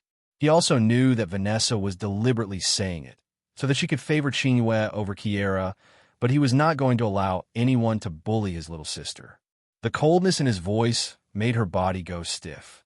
It was for the first time in her life that she heard him speak so coldly, not hiding the malice in his voice. It was as if Lin Hotion and him had some sort of eternal hatred. Lin family is not as powerful as our family, but they are worth over 60 billion liras. It won't be easy to deal with him. Vanessa did not dissuade him, but reminded him, "Don't do anything reckless."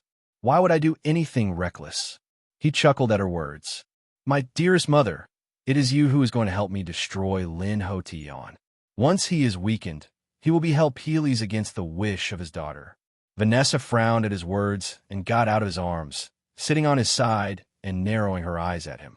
His hands are not clean, and if done right, the Lin family will come crashing down once his deeds are exposed. He knew that he finally had his mother's attention, so he got to the point.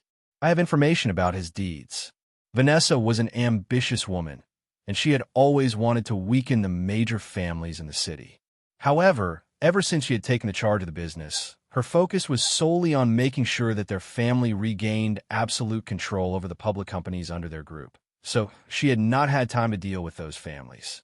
In the last 12 years, the net worth of their family had fallen from 75 billion liras to now 66 billion liras.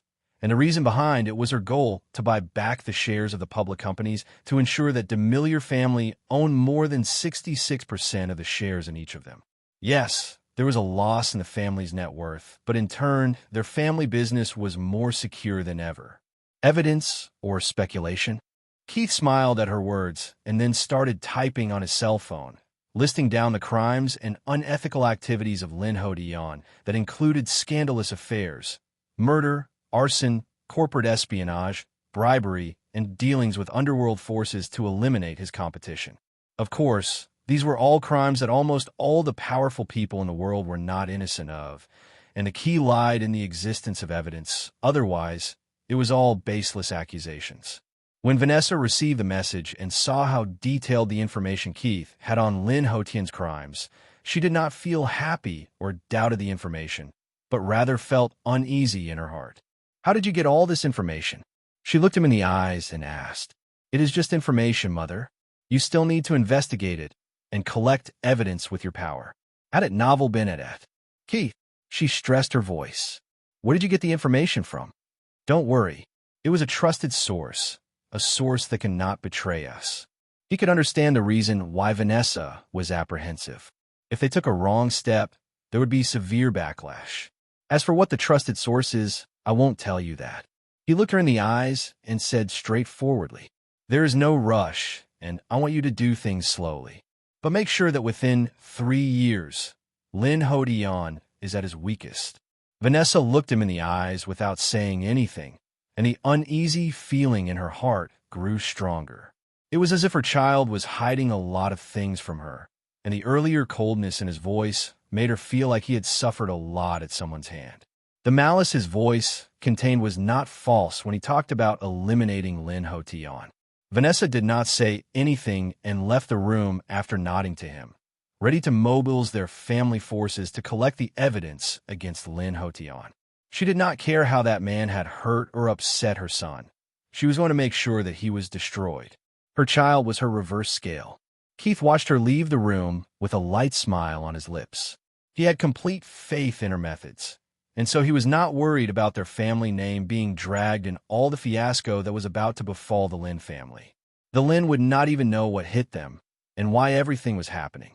"Ing, bring me my laptop," he ordered and then sank back in the couch, closing his eyes. He had thought about it long enough, and he had decided to not wait for the appearance of Yi Tian before dealing with his enemies. Of course, he was not going to eliminate them right away, but he could make them utterly weak and ready to be slaughtered at the right time. After Ying brought him his laptop, he spent the rest of the afternoon working on his business plans. Aunt May had successfully secured the land of the failing real estate company that he had asked for, and now she was working with her son to secure the other piece of land.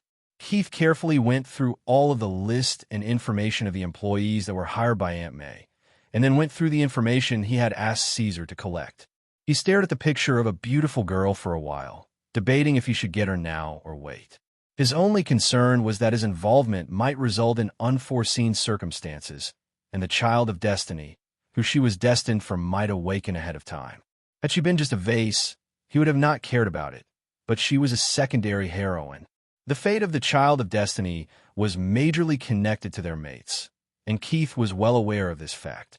There were the main heroines, secondary heroines, quasi-heroines, and then there were the vases. The vases contributed to the fate too, but it was negligible when compared with the main heroines, secondary heroines, and quasi-heroines. Qingwei was the destined main heroine of Yition, while Rebecca was the secondary heroine. Similarly, the girl in the picture was a secondary heroine of a child of destiny, who would appear 5 years from now. Keith's brows furrowed deeper the more he looked at the picture, and he inadvertently glanced at the date displayed at the bottom of the screen. 5 years from now, the child of destiny with the template of rebirth of an immortal would appear. He was not worried that he would not be able to steal this girl at that time, but it was going to be very troublesome.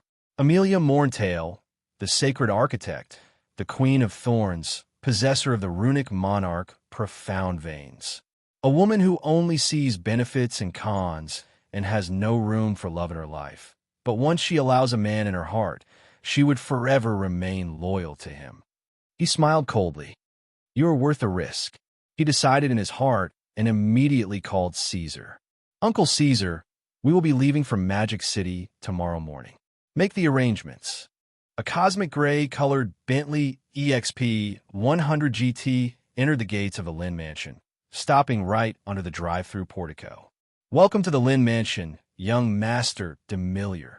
A butler and a maid stepped forward to receive him and politely bowed. Good evening.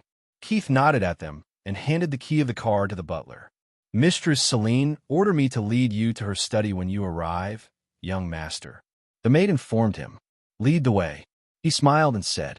The maid was flustered when she saw his smile, but soon recovered and apologetically bowed to him before leading him inside the mansion. It was quite a nice place to live in, extravagant, yet giving a simplistic impression. And Keith did not shy away from curiously looking around. He already had a set of memories of visiting this house, but in his memories, it was far more extravagant than what it was now. And he could guess why that would be so. In that future timeline, the mistress of Lin family, Celine, had passed away, giving control over everything in the house to the second wife of Lin Hotion. My lady, young Master Demiliore is here. The maid knocked on the door and announced. There was no answer from inside, and it put the maid in an awkward position, but when she was about to knock again, the door opened, and Celine, wearing a brilliant smile, came out. Keith, she lightly hugged him. Thank you for accepting the invitation. How could I refuse it? He chuckled and then handed a gift bag to Celine. Thank you for inviting me on dinner, Madame Celine. It is an honor. He did not forget the etiquette that had been carved into his bones since childhood, and going to someone's house on an occasion empty-handed was impolite. Romaine Connie, 2000.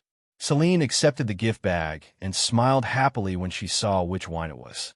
I never thought a bottle of that year still existed in the world.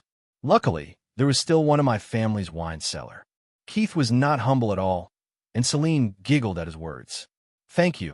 She was really happy, and it was because she was born that year that this edition was special for her. But I won't be letting you taste it on the dinner table tonight. I'm going to keep it for my birthday. No worries. He did not care about such a thing. How are you feeling? Never felt better. She replied with a smile and led him inside the study. To call his study was not quite right, since it was more of an art studio than a study.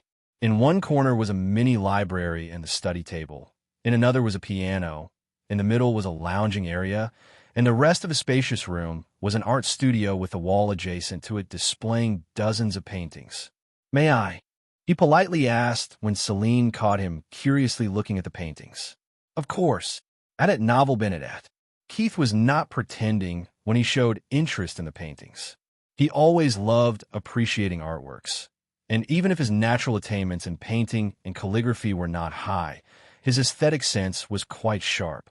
Who would believe that someone as cheerful as you has a natural talent of drowning people into melancholy? He commented and sighed when he saw the first few of the paintings. Every painting was beautiful, and he could see that Celine was naturally talented in painting. However, almost everything on this wall was sad. Even the few landscapes that she had painted exuded a sense of desolation. I will take that as a compliment. Celine mischievously smiled, and then looked at her paintings again. I don't know why, but I have always been drawn to paint sadness onto the canvas. So you let out all your sad thoughts on the canvas, freeing yourself of them. Keith smirked. Must be the reason why you have such a radiant personality. Hey, she did not know if he was complimenting her or taking a jab at her, but she decided to accept it as a compliment and cheerfully smiled. Soon Keith stepped in front of a portrait, and he could not help but feel enchanted by it. It was the only painting on this wall that exuded innocence, joy, pure love, with no trace of sadness marring it. It was a painting of a baby girl, looking at you with her soulful gray eyes that threatened to melt your heart and subconsciously brought a smile on your face. Seeing the smile creep on Keith's face, Celine felt proud and happily giggled. I hope you are not feeling sad anymore. She teased. How can I be sad after looking at those soulful gray orbs of life? Keith chuckled and turned to look Celine in the eyes. Qingwei is lucky to have inherited your perfect genes. Celine knew that his words were pure admiration, but her heart betrayed her by skipping a beat and then spreading warmth on her cheeks. You are beautiful too, little Keith. She playfully shot back at him, but failed to make him fluster over her words. I know, he simply said with a smile, and then looked back at the painting. I am quite tempted to take away this painting with me, but I can see how much it means to you, so I must reluctantly give up on it. He said those words casually, but Celine could discern from them that he felt attracted to her daughter, and the brilliant smile on her face only got brighter, if that was possible. Why think about the painting when you could just steal away my little Qingwei? She bared her intentions and playfully suggested. Nah, he shook his head immediately. She's not adorable anymore. He disappointedly said. You. Celine tried to pretend to be mad at him, but could not help bursting out laughing at his words. Hey, I'm serious, he asserted, but Celine only laughed some more. Yeah. She was about to say something when the door of the study opened, and in walked the very person they were talking about. Qingwei, come here. She hurriedly called her over. Qingwei was quite surprised by her call, but seeing her mother's cheeks flushed and that happy smile on her face, her curiosity was fueled. Yes, Mama. Hey, where are your manners? Celine narrowed her eyes at her. Are you not going to greet Keith? Qingwei rolled her eyes at her words and then happily smiled at Keith. Welcome to my house, Keith. She drew her hand forward to greet him. It's a pleasure, Miss Lin. Keith took her hand, but instead of shaking it, he politely raised it and planted a light kiss on its back, making the girl burn in a furious blush and quickly retract her hand. Celine saw their interaction and giggled some, but after she caught Keith winking at her, she burst out in a full-blown laughter, catching onto his meaning. Qingwei too caught the silent conversation that was taking place between her mother and Keith, but she did not know what they had earlier been talking about, so she had no clue. And now her curiosity was flaring to a whole new level. What are you two talking about? She straightforwardly asked. Oh, Celine caught her bearings and then smiled at her daughter. Keith just expressed his desire to take your painting away. He thinks you were quite adorable when you were a baby. It makes his mood bright when he looks at it. But sadly, he says that you are no longer as adorable. Mixed emotions flashed on her face as she heard her mother's words, but when she heard the last sentence, she narrowed her eyes at Keith. Oh, your mother suggested to me to steal you away from her. Keith grinned at her. Hey, no one's stealing me away from my mama. Qingwei quickly shot back at him in a high-pitched voice, but the redness on her cheeks was also a clear evidence to how flustered she was. And you? She glared at her mother. Don't talk about such things. Oh, come on. I was just messing with him. Celine rolled her eyes at her daughter and hugged her lightly. No one can steal my baby girl from me. She poured all her motherly love in her words and planted a kiss on her daughter's head. Good. Qingwei was embarrassed that her mother kissed her like that in front of Keith, but she did not push her away and focused on gathering her bearings. Dinner's about to be served, and grandfather sent me to call you over. Let's go. Forget what I said earlier. She's still quite adorable. Keith immediately cut in, crashing Qingwei's all efforts to stabilize her emotions, and earned another round of laughter from Celine. Qingwei really wanted to stomp her foot hard on the ground, but she decided to silently turn around and walk out of the door, trying her best to hide her blush from his eyes. However, her heart only grew more flustered when she heard Keith and Celine laughing happily. "Don't keep grandfather waiting." She glared at her mother and reminded her before leaving the study.